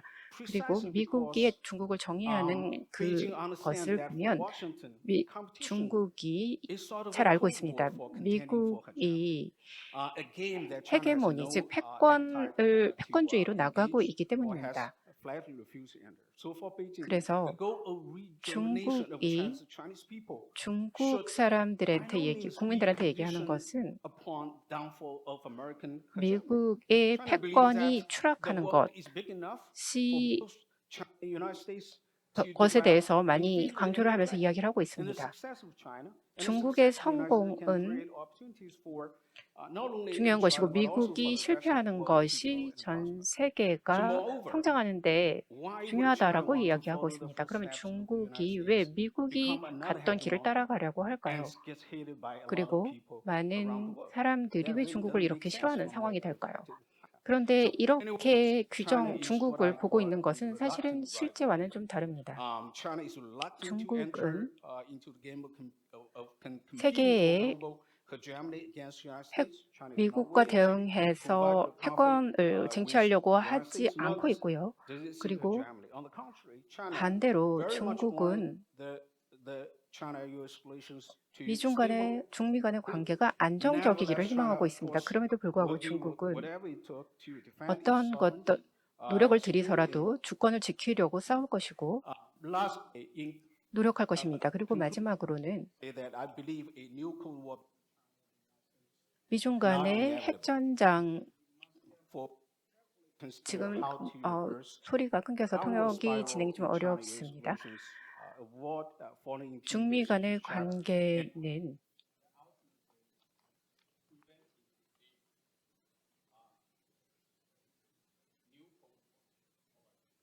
I'll be down very quickly. 네, 제가 빠르게 말씀드리겠습니다. So in the next, I think 10 to 20, 10 to 향후 20 years, 10년에서 20년 후에는 우리가 새로운 중국과 미국의 동등한 그러한 관계가 새롭게 만들어지는 것을 보게 될 것입니다. 이것이 굉장히 순조롭게 진행되지 않을 수도 있습니다. 많은 어떤 충돌이 있을 수도 있고요. 적대주의적인 모습이 보일 수도 있습니다. 하지만 저는 여전히 새로운 관여 정책이 어떠한 중립적인 관점에서 추진이 될 것이고 이것을 바탕으로 중국이 앞으로 외교 정책을 펼쳐 나갈 것입니다. 이러한 관여에 대한 어떤 합의가 제로섬 정신, 제로섬의 어떤 마인드셋으로부터 벗어나기를 바랍니다. 미중 간의 이러한 관계가 패권주의로 나가고 세계 질서를 주도한다기보다는 실질적인 정말 중요한 경쟁이라는 것은 없고 어떻게 각국이 서로 더 좋은 나라가 될 것인지 더 발전할 것인지가 더 중요하다고 생각합니다. 이렇게 된다면 전 세계가 더 번영하고 이러한 미중 간의 관계로 더 혜택을 볼 것이라고 생각합니다. 이것으로 제 발언을 마치겠습니다. 감사합니다. 왕동 교수님. 네, 왕동 교수님이 매우 명료하게 본인 교수님의 생각에 대해서 국제 질서에 대한 본인의 견해를 분명히 말씀해 주셨습니다. 그리고 객관적인 규범 기반 세계 질서에 대해서 얘기해 주셨습니다. 나중에 질의응답 시간 추가로 갖도록 하겠습니다. 네루대 부교수이신 해피몬 제이콥 부교수님. 네, 안녕하세요. 오늘 이렇게 중요한 행사에 초대해 주셔서 진심으로 감사합니다. 여러분들께 한 말씀 올리게 되어서 무한한 영광으로 생각하고 있습니다. 저는 오늘 국제 질서에 대해서 제 견해를 말씀드리고자 합니다. 다양한 공통점을 느낄 수 있었습니다. 지금 왕동 교수님께서 말씀하시는 걸 들으면서 중국에서도 비슷한 견해를 공유하고 있구나라고 생각을 하게 되었는데요. 세 가지로 나눠서 발표드리도록 하겠습니다. 일단 미국이 주도하는 국제 질서의 문제점에 대해서 인도의 관점을 여러분들과 공유할 생각이고요. 그리고 개념적인 질문에 대해서 몇 말씀 올리고 마무리하도록 하겠습니다. 이렇게 단일한 국제 질서가 오랫동안 유지된 것이 어떠한 함의점을 갖는지에 대해서 말씀을 드리고자 하는데요. 첫 번째로는 도전 과제의 문제점과 관련하여 말씀드리도록 하겠습니다. 미국에서 국제 질서를 주도하는 경우 어떠한 어려움과 문제점들이 있겠는가에 대해서 말씀을 드리도록 하겠는데요. 사실 이와 관련해서는 평화, 안보 관련하여 시작을 하면 정말 좋을 것 같은데요. 사실 인도에서 생각하기에는 이런 것들이 결국 세계 제2차 대전 이후에 성립된 체제라고 생각을 합니다. 그래서 이런 것들이 국제 체제 하에 잘 녹아들었다라고 생각을 하는데 러시아 우크라이나 전쟁이라든지 2.8 사태라든지 팔레스타인 전쟁이라든지 이런 것들이 있어서 이런 것들이 허점이 있구나라고 여실히 보여주고 있다고 생각을 합니다. 그렇기 때문에 또 이란의 핵 위협이라든지 이런 상황 속에서 그렇다면 지금 잘 유지가 되고 있지 않은 것 같은데라고 의문점을 제기할 만한 상황이라고 생각을 하고요. 또 실제로 제대로 기능하고 있지 않은 것이 아닌가라고 생각을 합니다. 그렇다면 핵 안보 회담이라는 것이 지금 현재 2016년 이후에 열리지 않았고 IAEA에서도 관련하여 우려의 목소리를 내고 있는데요. 그리고 또 금융 관련해서도 그렇죠. 이런 것들이 전 세계 경제 환경이 변화하고 있는 것을 적시에 반영하지 못하고 있다는 생각이 듭니다. 그렇다면 법적 체제 관련해서는 어떨까요? 지금 현재 형법 체제 자체가 굉장히 어려움을 겪고 있는데 왜냐하면 이스라엘 관련해서 그렇죠. 그렇다면 이런 것들이 결국 선택적으로만 작용하고 있지 않는가라는 의문을 제기하는 사람들이 정말 많기 때문입니다. 그리고 또 글로벌라이제이션, 자유무역도 어려움을 많이 겪고 있는데 이런 것들도 부분적으로는 무역을 무기화하는 이 추세 때문에 이로부터 기인하지 않았나라고 생각을 하고 있는데요. 그래서 중국이라든지 러시아라든지 이란이라든지 이런 국가들과의 관계가 경색됨에 따라서 무역에서도 다양한 문제를 갖고 있지 않나라고 생각을 합니다. 그리고 디글로벌라이제이션 또한 굉장히 어려움을 제기하고 있지 않나라고 생각을 하는데요. 그렇다면 어째서 이러한 문제점, 도전 과제들이 대두하고 있는가에 대해서 생각을 할 수 있겠죠. 아마도 이런 것들은 이 출처를 생각하면 어디로부터 기인했는가를 생각하면 어느 정도 해답을 찾을 수 있으리라고 생각을 합니다. 결국 인류에 대한 고려가 부족했기 때문에 이러한 위기가 기인하지 않았는가라고 생각을 하는데요. 그렇다면 이런 부분들이 결국 극적인 변화를 이끌어내지 않았나라고 생각을 하고요. 이런 부분들에 대해서 미국의 단일한 국제 질서 주도의 시대가 종언했기 때문에 종언을 맞았기 때문에 이러한 문제들이 대두하고 있지 않나라고 생각을 하고 이런 것들이 결국 미국의 신고립주의로 이어지지 않겠는가라고 생각을 하고 그렇다면 미국과 각축을 벌이고 있는 국가들이 부상함에 따라서 세계 질서에도 변화가 있으며 그렇다면 전후의 상황을 재편함에 있어서 다양한 공공선을 추진할 수 있었으나 이제는 새로운 국제 질서를 꾸려 나가야 하는 시기가 되지 않았는가라고 생각을 합니다. 왜냐하면 1945년 제2차 세계대전 종전 이후에 우리가 꾸려왔던 이 국제 질서의 틀이 현실 세계의 변화를 반영해야 하는 시기를 맞았다고 생각을 하기 때문인데요. 현재 전 세계적으로 맞이하고 있는 위기를 우리가 생각할 때가 되지 않았나라고 생각을 하고요. 왜냐하면 지금 현재 질서는 현실을 충분히 반영하고 있지 못하다고 생각을 하기 때문입니다. 그렇기 때문에 국제 질서가 어려움을 겪게 되었다라고 생각을 하고요. 특히 인도를 비롯한 글로벌 사우스에서도 이런 부분들에 대해서 이제 목소리를 내고 싶은 상황이고요. 그래서 인도가 이러한 불확실성에 대해 영향을 받을 것인가에 대해서 의문을 제기하고 있는 상황인데 이런 것들이 하룻밤 사이에 해결된 문제는 아니라고 할지라도 지금 현재 국제 질서가 국제적인 상황을 온전히 받아들이지 못한 상태에서 질서만 유지하고 있다라고 생각을 하고요. 그러다 보니 이 자금의 위기와 관련하여 각기 다른 시각이 팽배해 있다고 생각을 합니다. 예를 들어 러시아라든지 중국이라든지 뭐 기타 다양한 국가들, 인도도 마찬가지겠죠. 그래서 인도 같은 경우도 지금 현재 위기 상황에 대해서 다양한 견해를 갖고 있으며 또 이 체제 자체가 너무 오래된 것이 아닌가라고 생각을 하여서 지금 현재 더 나은 국제 질서를 창출하기 위한 뭔가 새로운 것을 고안할 때가 되었다고 생각을 하고 또한 인도 관점에 대해서 조금 더 말씀을 드리고 싶은데요. 인도의 역사를 생각해 보시면 지금 현재의 국제 질서라 함은 다분히 차별적이라고 생각을 해요. 그래서 냉전 시대 같은 경우 인도는 이 모든 통계치를 벗어나는 아웃라이어였다고 생각을 합니다.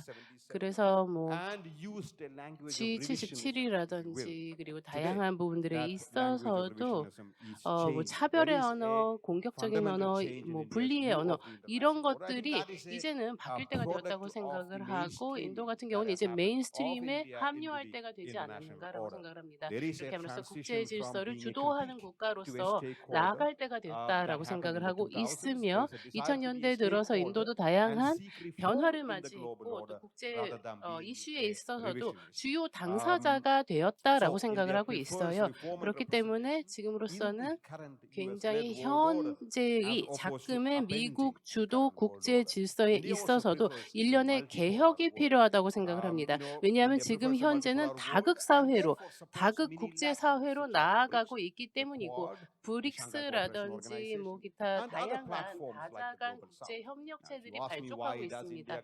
이런 상황에서 인도에서는 글로벌 사우스라는 부분 그리고 다극성, 다극 체제라는 부분에 대해서 대단히 환영하고 있으며 이런 상황이 작금의 상황을 보다 더 잘 반영하고 있다고 생각을 합니다. 이를 유념하고 인도 또한 전략적으로 이러한 국제적인 글로벌 불확실성으로부터 혜택을 가져올 수 있고 이점을 칠 수 있는 국가라고 생각을 합니다. 왜냐하면 현재의 국제 질서뿐만이 아니라 꼭 이런 것들이 반드시 나쁘지만은 않다고 생각을 해요. 불확실성으로부터도 이점을 취할 수 있으리라고 생각을 하고 왜냐하면 이를 통해서 우리의 잠재력을 보다 더 두각을 나타낼 수 있도록 드러낼 수 있도록 하게 되지 않을까라고 생각을 하고 이런 부분들에 대해서 저는 꼭 말씀을 드리고 싶습니다. 문제점들도 있겠지만 하지만 우리가 또 유념해야 할 만한 가능성의 영역도 있다고 생각을 합니다. 그래서 더 큰 관점에서의 질문을 드리자면 의문을 제기하자면 우리가 지금 현재 국제 질서가 변화기에 봉착해 있다. 변화점에 도달해 있다고 생각을 하고 다극 체계로 나아가고 있으며 중국이라든지 이런 국가들이 부상하고 있다고 생각을 합니다. 이게 굉장히 느슨한 다극 체제일 수도 있고 아닐 수도 있겠고요. 그런데 이거 관련해서 문헌을 좀 찾아보면 이것이 질서 그 자체에 대한 것뿐만이 아니라 이 역사라든지 개념, 그래서 어떠한 기관이 있었는가, 어떠한 기관이 존재해 왔는가에 대해 각기 견해를 달리함으로써 우리가 문제점을 낳은 면도 있습니다. 그렇기 때문에 이런 부분들에 대해서 우리가 의견을 같이 하는 데에는 분명히 한계가 있겠습니다. 그리고 또 역사를 보면 첫 번째로 유럽 중심의 국제 질서가 있었죠. 뭐 로마, 바티칸, 뭐 그리고 하나의 뭐 UN 체계라든지 그리고 냉전 체제의 양극화와 그리고 현재 작금에 잠시 동안 있었던 단극 체제 이런 것들이 결국 사람들이 굉장히 어떤 일부 사람들로 하여금 소외될 수도 있는 가능성을 높여왔다고 생각을 해요. 그래도 또 두 번째로는 어떤 부분들이 있을까요?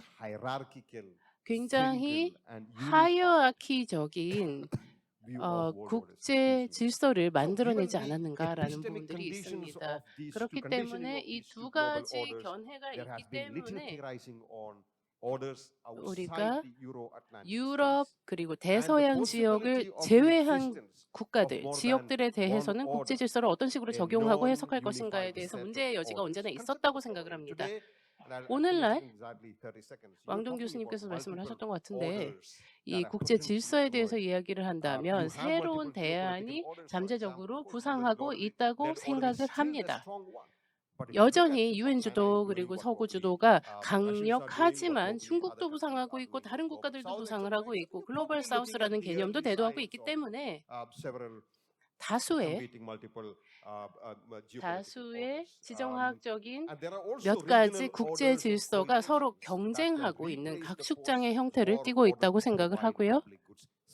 그리고 또 이런 것들을 통해서 우리가 그렇다면 공공선을 추진함에 있어서 어떠한 국제 질서가 주도하는 것이 좋을 것인가라든지 그리고 어떠한 상관관계가 있을 것인가라든지 이런 부분들에 대해서도 그리고 또 뭐 아세안 같은 국제 기구들 그리고 글로벌 사우스라든지 기타 다양한 것들이 대두하고 있는 이 상황을 고려해 보면 결국 이런 상황에서 우리가 국제적으로 적용할 수 있는 국제 질서란 과연 무엇일까? 에 대해서 뭐 G7이라든지 아세안이라든지 브릭스 다양한 용어들이 있잖아요. 이런 것들이 결국 단일한 국제 질서란 더 이상 유효하지 않을 것이다라는 결론으로 도달하기에도 무방하지 않을까라고 생각을 합니다. 그래서 그렇다면 역 내의 규범들이 또 따로 존재하고 있잖아요. 이런 것들, 역 내에서 작용하고 있는 규범들, EU라든지 이런 것도 그렇죠. 그래서 단일한 질서가 있는 게 아니라고 생각을 해요. 다양한 다수의 국제 질서들이 서로 간에 상호 경쟁을 하고 있는 추세다라고 생각을 하고, 인도는 현재의 국제 질서에 대하여 지속 가능하지 않다라고 감히 말씀드리고 싶습니다. 그래서 이러한 국제 질서를 개혁해야 할 것이다라고 생각을 하고, 마지막으로 제가 드리고 싶은 말씀은 이렇게 너무 오래된 국제 질서에 대해서는 개혁이 필요한 시점이라고 생각을 합니다. 감사합니다. Thank you, 감사합니다. Professor Jacob. 제이콥 교수님, Your presentation 감사합니다. was very intriguing. 굉장히 흥미로운 말씀 Bring about a lot of 해주셨는데요. discussions. 그래서 Thank you. 다양한 논의가 가능하지 않을까라고 Lastly 생각을 but 하고요. not least, 마지막으로 Professor 최우선 from 교수님 Korean 모시고 National 이야기 Diplomatic 들어보도록 Academy. 하겠습니다. 네, 교수님 발표해 주시기 바랍니다. 네, 김현익 차장님 감사합니다. 제가 말씀드릴 부분은 큰 그림에 중점을 두도록 하겠습니다. 미래의 권력 분투, 어떤 미중 간의 패권 주도 갈등에 대해서 말씀드리겠습니다. 권력이 국제 시스템 내에서 이렇게 재분배가 되고 있습니다. 아마 중국 때문에 그런 것 같습니다. 그런데 미국은 여전히 아주 유일한 최강의 국가로 남아 있습니다. 경제력을 본다면 중국은 현재 냉전 시기에 소련의 위치를 점하는 것 같습니다. 지금 중국의 규모를 보면 미국 경제력의 65% 정도 됩니다. 그런데 제가 중국이 또 다른 슈퍼파워가 될 거라고 제가 생각하는 이유는 군사력 때문입니다. 미국과 경쟁할 만한 국가로 중국을 보고 있는데요. 중국은 분명히 나름 우위가 있습니다. 미국 같은 경우는 군사력의 우위를 가지고 있고요. 또 비대칭적인 그런 역량을 갖추고 있습니다. 현재 미국은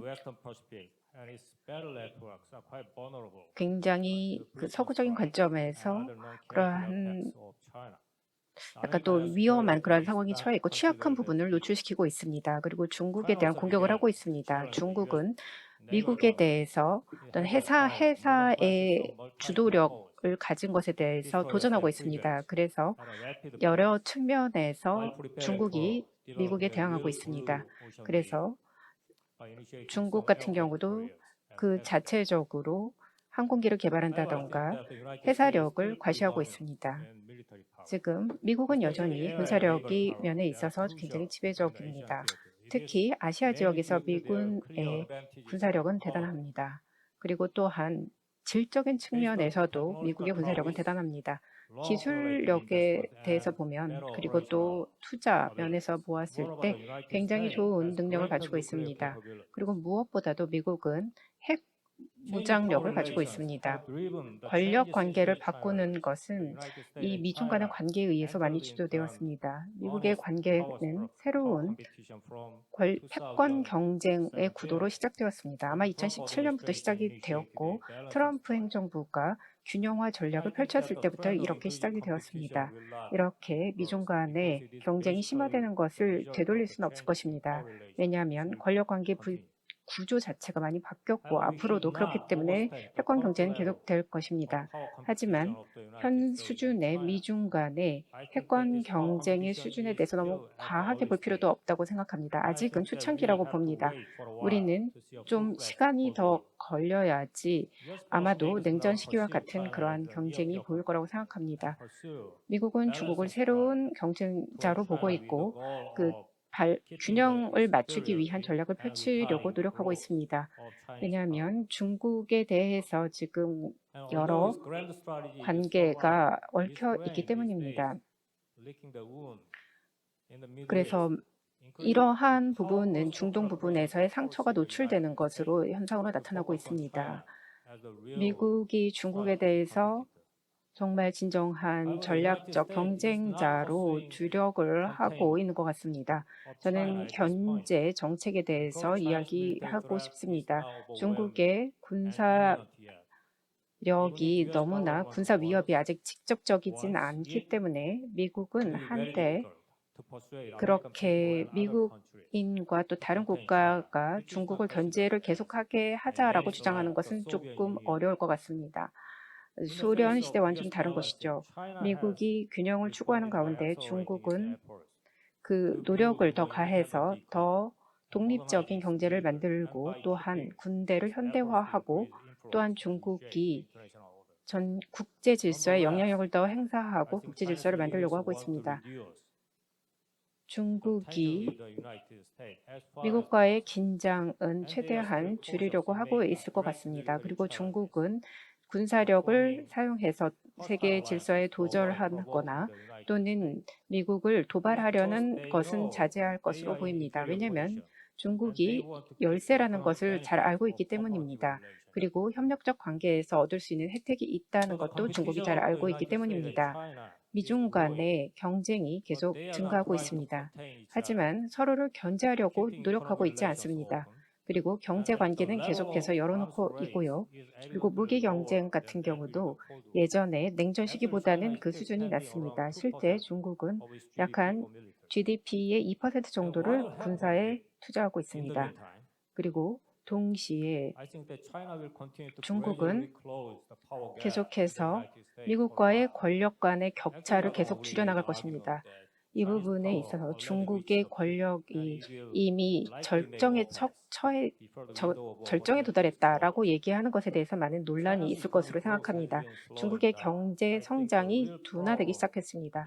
진정한 문제는 생산성 증가가 지난 한 10년 동안 점차 감소하고 있기 때문입니다. 경제 성장이 더욱더 둔화될 것으로 보입니다. 그렇지만 중국의 경제는 미국 경제 성장보다는 더 빠를 것으로 예상됩니다. 중국도 또한 점차 미국과의 군사력에 있어서 격차도 줄여나갈 것입니다. 중국은 미국과 있어서 공군과 해군 군사력에 있어서 거의 비슷한 수준에 도달할 것이라고 봅니다. 중국은 블루오션 내 해군을 만들 것이고요. 그리고 많은 구축함을 만들 것입니다. 그리고 또한 중국은 많은 동맹 관계를 이용해서 해사력을 더욱더 강화하려고 할 것입니다. 중국은 중국이 스스로를 핵 보유국이라고 보고 있습니다. 중국은 전략적으로 미국의 동등한 입장으로 나아갈 수 있다라고 보고 있습니다. 그렇게 되면 전통 전쟁에 있어서 이 경제력에 있는 역학관계를 바꿀 것입니다. 중국의 영향력을 보았을 때 특히 해군과 글로벌 사우스에 미친 것을 보면 중국은 경제 자원을 활용해서 이 세계에 대한 세계관에 대해서 새로운 견해를 만들어 나가려고 할 것 같습니다. 중국은 하지만 동시에 굉장히 신중할 것으로 보입니다. 중국이 언제 미국을 정말 동등한 입장에서 다룰 수 있을 때까지 좀 기다릴 것 같습니다. 전체적인 상황이 앞으로 2030년대 한 후반기 정도에는 많이 바뀔 것이라고 봅니다. 현재 당장 바뀐다는 것은 아니고요. 중국은 미국의 주요 경쟁자로 부상할 것입니다. 그리고 안보를 위해서 중국에 도전할 것입니다. 그리고 동시에 미국은 현상을 유지하려고 할 것입니다. 그 지역의 경쟁은 계속해서 이 양국 간의 패권 경쟁이 더욱더 커질 것 같습니다. 하지만 중국이 현재 힘의 균형을 완전히 바꾸고 완전 근본적으로 국제 질서를 바꾸기는 어려울 것 같습니다.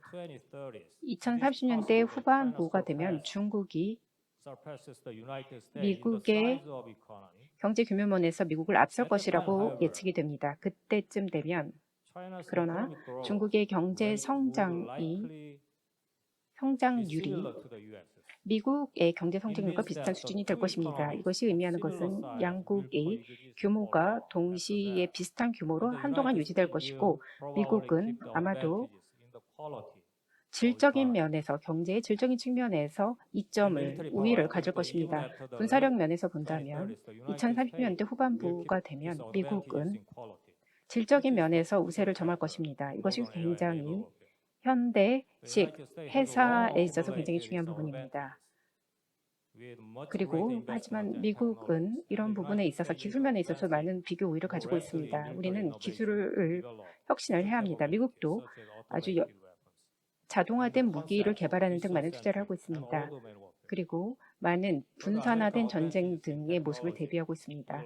미국은 기술 발전을 힘입어서 그러한 미국의 기술 우위력은 계속될 것입니다.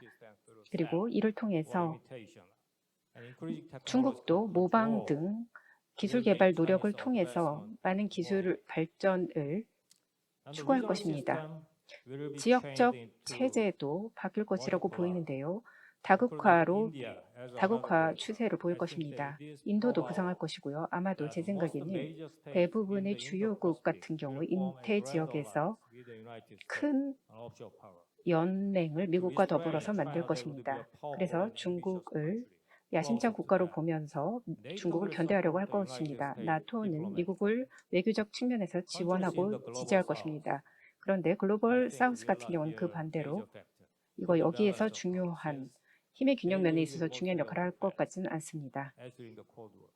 냉전 시대와 비슷하게 약간 그 주변에 있을 것입니다. 힘의 균형은 한동안 계속될 것 같습니다. 미국이 예전처럼 지금처럼 계속해서 지배적인 역할을 하지는 않는다 하더라도 계속 1위의 지위를 유지할 것입니다. 그리고 마지막으로 한국의 전략에 대해서 말씀드리겠습니다. 한국의 국가안보 전략은 분명하게 미국과의 연맹 관계에 중점을 두고 있습니다. 중미 간의 긴장이 증가하고 중국의 위협이 커지고 있는 상황입니다. 또 중요한 것은 근본적인 전략을 보면 힘의 균형을 한국의 전략적인 측면에서 유지하는 것이 중요합니다.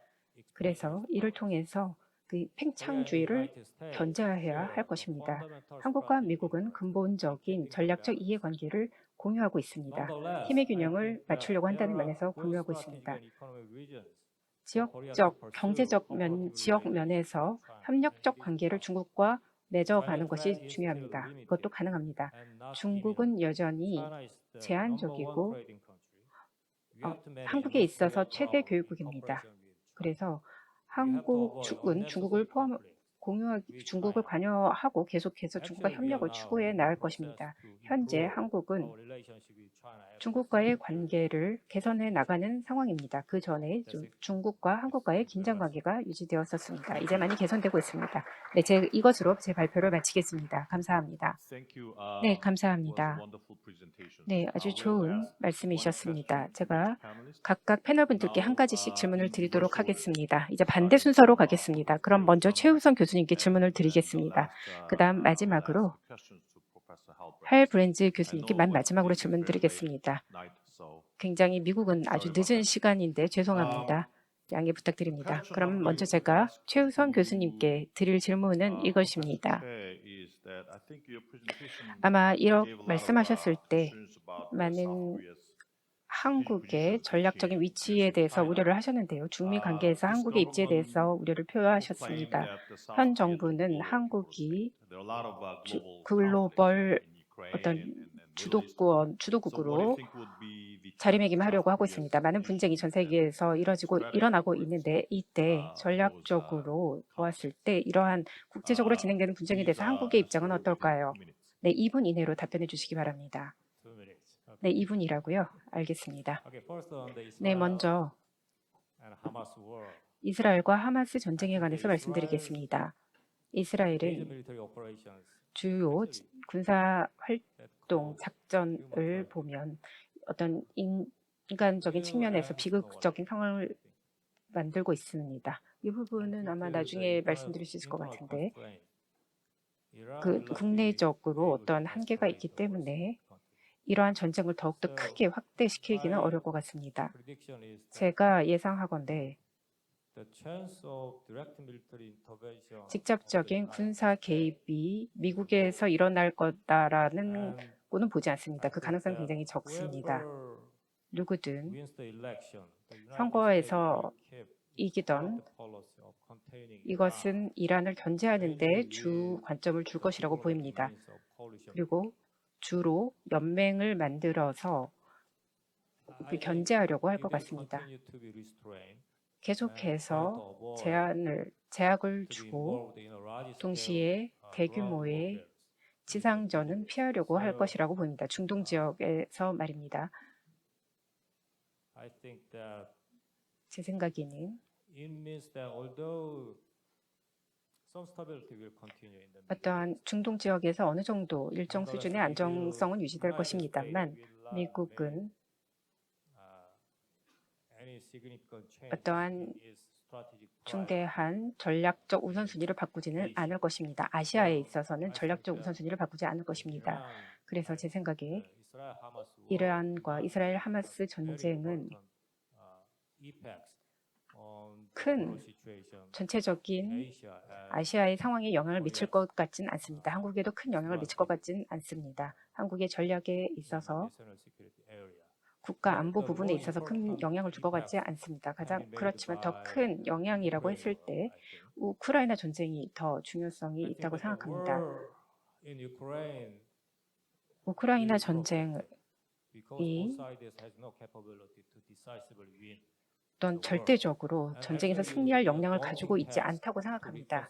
그래서 더 큰 문제는 이 영토를 서로 지칠 때까지 계속해서 주권을 주장하려고 할 것 같습니다. 그래서 전쟁은 계속될 것으로 보입니다. 하지만 그럼에도 불구하고 미국은 계속해서 아시아에 초점을 맞출 것입니다. 중국이 진정으로 전략적 경쟁자로 부상하고 있기 때문입니다. 미국이 현재 그 자원과 에너지를 다른 곳에 넣을 만한 여력이 없습니다. 2020년대에 지금 그러한 상황에 처했다고 봅니다. 러시아는 전쟁으로 힘이 그리고 제재로 인해서 약화될 것이라고 보입니다. 나토 등 유럽의 동맹 세력은 더욱더 힘을 받을 것이라고 생각합니다. 그래서 더 많은 어떤 동맹에 집중할 것이라고 보는데요. 미국은 주로 현 수준의 유럽에 대한 약속을 할 것이고 의지를 보일 것이고 계속해서는 아시아에는 큰 관심을 보이며 주력할 것입니다. 한국 같은 경우 북한과 러시아의 동맹에 대해서 주목해야 될 것입니다. 이것은 러시아 전쟁으로 촉발된 것으로 북한이 러시아에 탄약을 제공한 것으로 시작된 것인데요. 현재 그러한 러시아의 북한에 대한 어떠한 약속은 좀 그 의지, 동맹의 수준은 좀 낮다고 생각합니다. 아직 좀 불확실한 부분이 있습니다. 우크라이나 전쟁 이후에 지금 그런 상황이고요. 그런데 정말 큰 우려해야 될 부분은 한국에 있어서 아마도 가장 큰 위협이라고 한다면 이 관련한 전쟁에 있어서 가장 큰 위험은 러시아의 군사 기술이 북한에 전수되는 것입니다. 여기에는 핵 관련된 기술도 전수될 수 있습니다. 한국은 이러한 부분에 있어서 국제사회의 경종을 울려야 할 것입니다. 그리고 한국이 우크라이나 대해 비군사적인 인도주의적인 지원을 할 것입니다. 그래서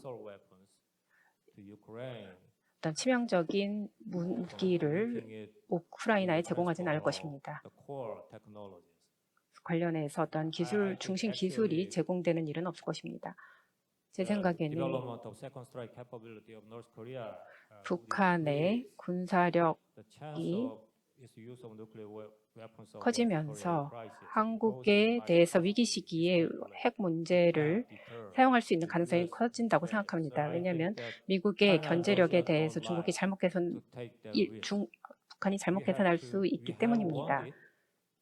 저희가 이러한 부분을 경고를 하고요. 그리고 저희 한국의 입장에서는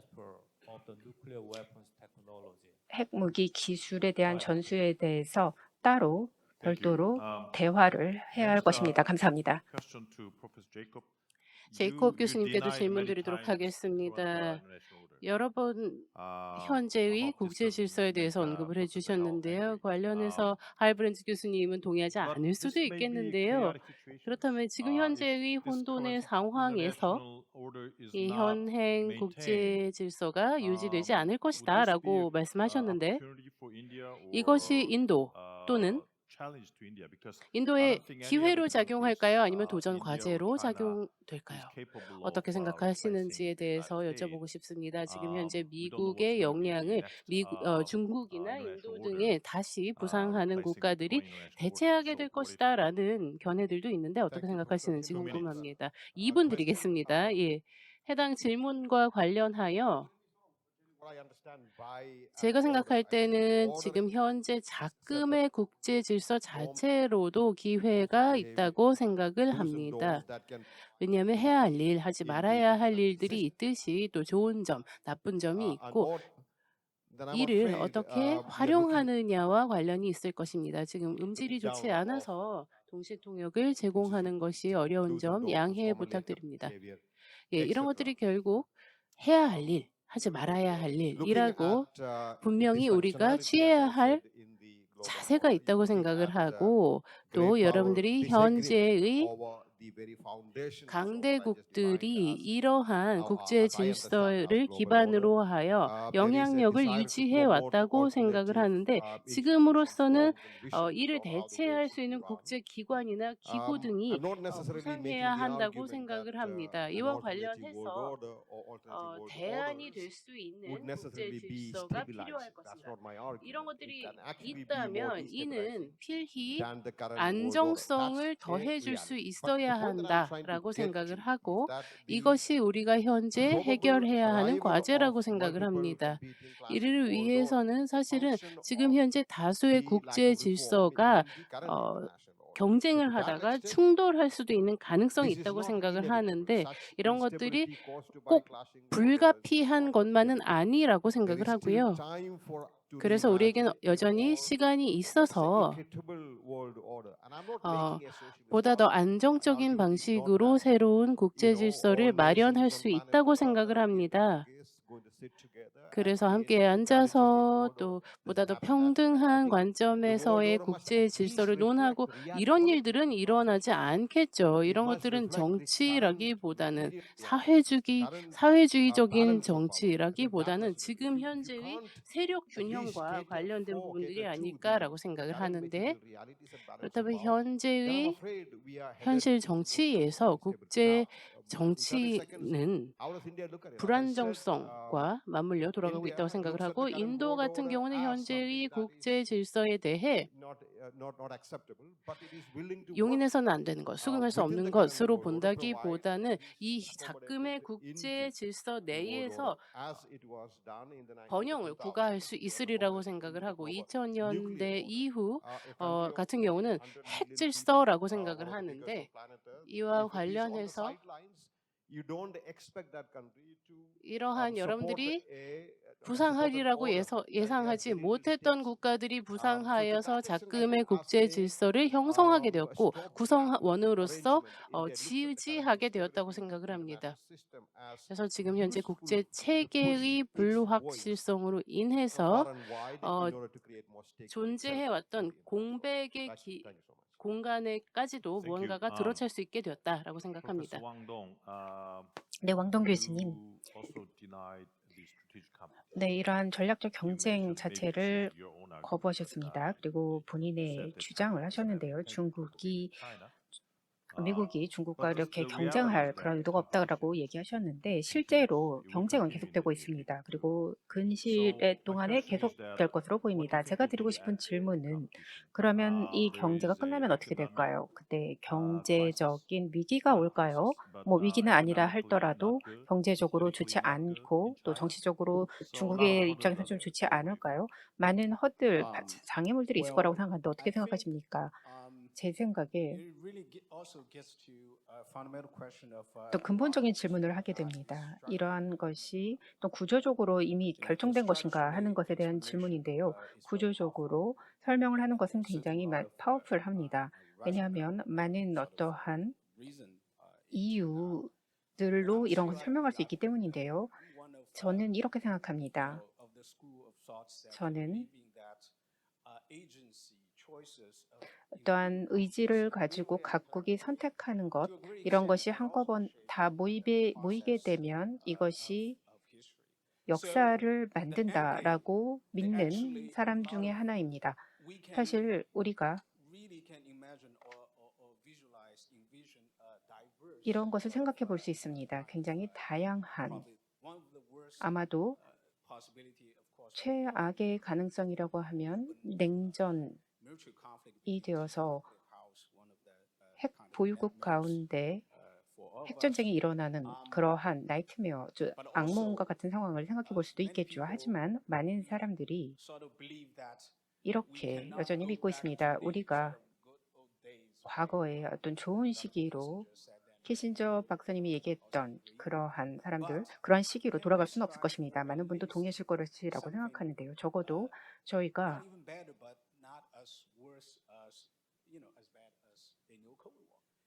새로운 핵무기 같은 것은 아니라 하더라도 여러 가지를 저희가 생각해 볼 수는 있을 것입니다. 그렇기 때문에 이러한 회의가 굉장히 중요하다고 생각합니다. 저희가 많은 생각을 할 수 있어야 하는데요. 이것이 내가 혼자가 아니라 20년, 30년 후에 어떠한 길을 걸 것인가에 대해서 많은 생각을 해볼 수 있게 되는 거죠. 많은 마찰, 도전이 있을 것인데요. 아마 위기 상황도 향후 있을 수 있습니다. 미중 간의 관계에 있어서 위기도 있을 수 있습니다. 하지만 그러한 과정을 어떻게 관리해 나갈 것이고 또 어떻게 우리가 역사를 통해서 배운 교훈을 기억할 수 있을까요? 저도 그 냉전 시대에 공부를 하면서 교수가 된 사람입니다. 그래서 역사를 통해서 우리가 나쁜 일들이 반복되는 것을 학습을 통해서 막을 수 있어야 할 것입니다. 그리고 마지막으로 이렇기 때문에 제가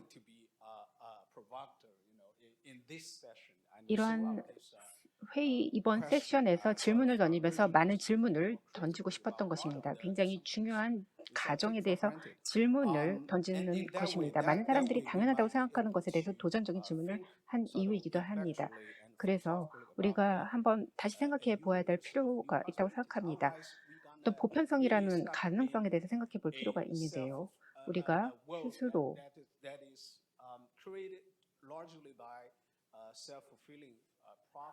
스스로 예언한 어떠한 가정, 예언에 기반해서 세계를 만들어 나가려고 하는 것, 그런 정책, 본인이 주장한 생각한 정책을 주도하면서 이것이 앞으로 어떻게 세계가 실제로 만들어 나갈지에 대해 생각해 볼 필요가 있다고 생각합니다.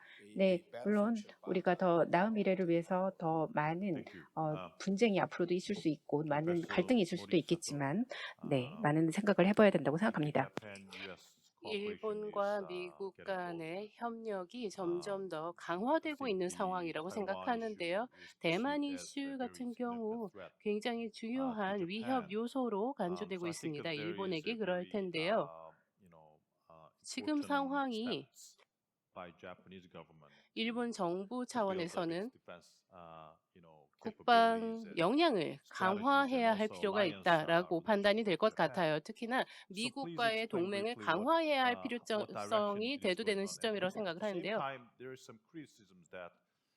이와 동시에 냉전 후 상황에서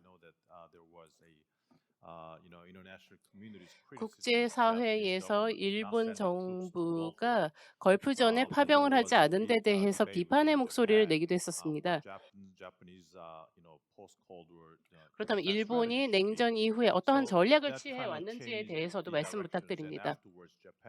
사실 향후에는 일본이 자위 관련해서 보다도 목소리를 내게 되지 않을까라고 생각을 하고 있는데 그렇다면 지금의 상황, 일본의 자위, 방위 관련 전략이라는 것이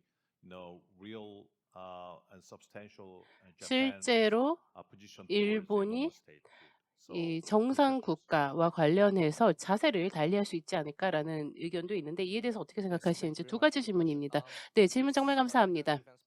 일본이 방어와 관련하여 역량을 강화하고 있으며 전략적으로 그렇게 하고 있다라는 것은 안보와 관련한 맥락에서 이해를 하실 필요가 있을 것 같고 그리고 이런 것들이 일본에서는 미국 동맹을 대단히 중요하게 생각하고 이를 강화하고자 해서 그러한 자세를 취하고 있다고 생각을 합니다. 전통적으로 사실 일본의 방위와 관련해서는 노동성에서 담당을 해왔습니다. 그리고 전략은 갖고 있었습니다. 하지만 실제로 일본 자위대가 있어서 관련한 부분을 해왔고, 그렇지만 또 그 기타 부분 같은 경우는 미군이 주둔하여 대부분을 해결해 왔던 것도 사실인데요. 지금으로서는 일본은 보다 더 역량을 강화하고자 노력을 하고 있습니다. 그렇게 함으로써 대응할 수 있는 역량을 가지기 위해서 노력을 하고 있습니다. 왜냐하면 제 생각에는 일본 같은 경우는 이제 영토를 자위하겠다라는 생각이 점점 더 강화되고 있기 때문이고, 관련해서 미국에서는 일본을 보호하는 것도 중요하지만 대만을 보호하는 것 또한 굉장히 중요하다고 생각을 하고 있고, 일본에서는 그렇다면 미군이 대만 문제에 보다 더 집중할 수 있도록 일본의 자체적인 방위는 일본에서 자체적으로 할 수 있도록 역량을 강화해야 한다라고 전략적으로 판단하고 있습니다.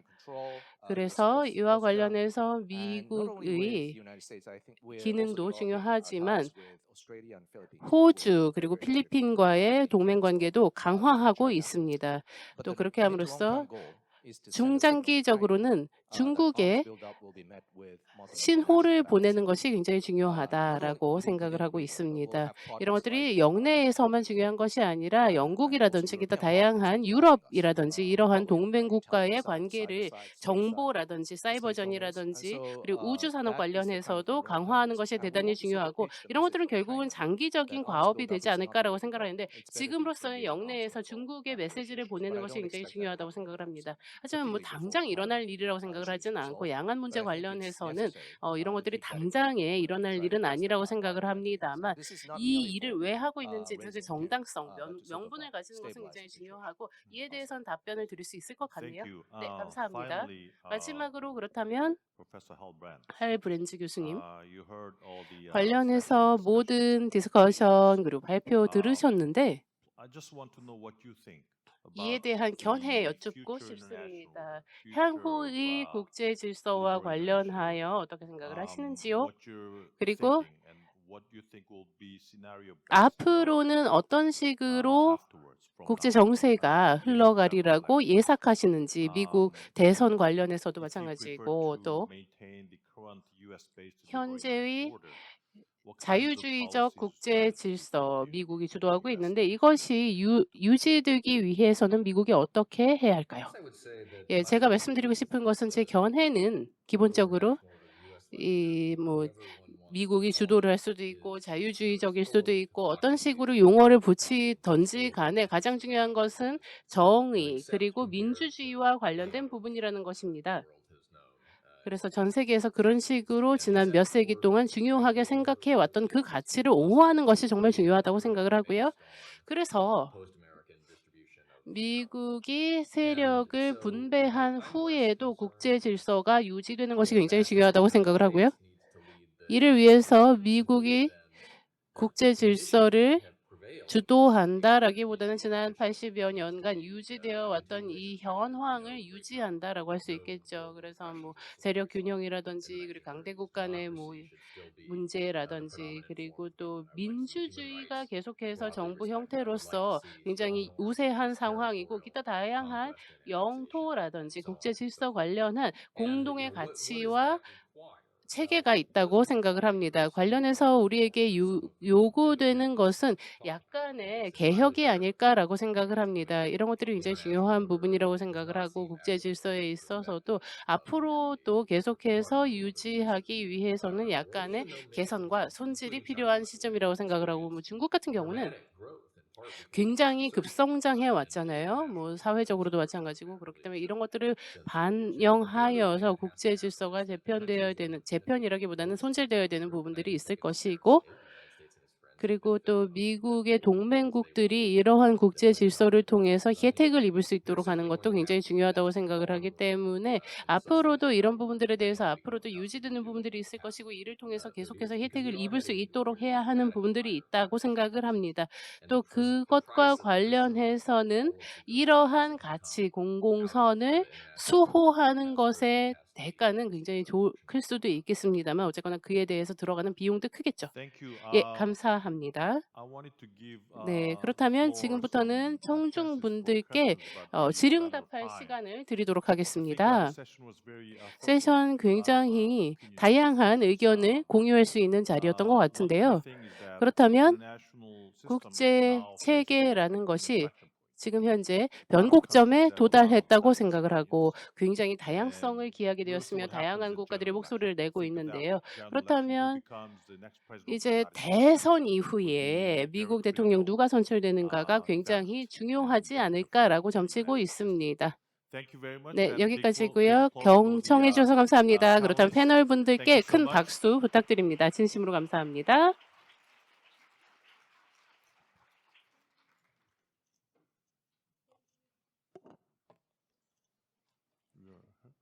Thank you, President Kim and 네, professors 감사합니다. for your fruitful 패널분 discussion. 그리고 좌장분께 감사 Now it 인사드리고 is time to 싶습니다. conclude 이제 session 그렇다면 one. And 제1회의를 the Seoul 마무리할 Diplomacy 시간인데요. Forum 2024 will resume at 2024 서울 1:30. 외교 포럼은 Please come back 1시 to the 반에 Grand Hall by 재개될 1:20 예정입니다. for another 1시 round of 20분까지 stimulating 자리로 discussions. 오셔서 Thank you very much, 착석해 ladies 주시기 and 바랍니다. gentlemen. 진심으로 감사합니다.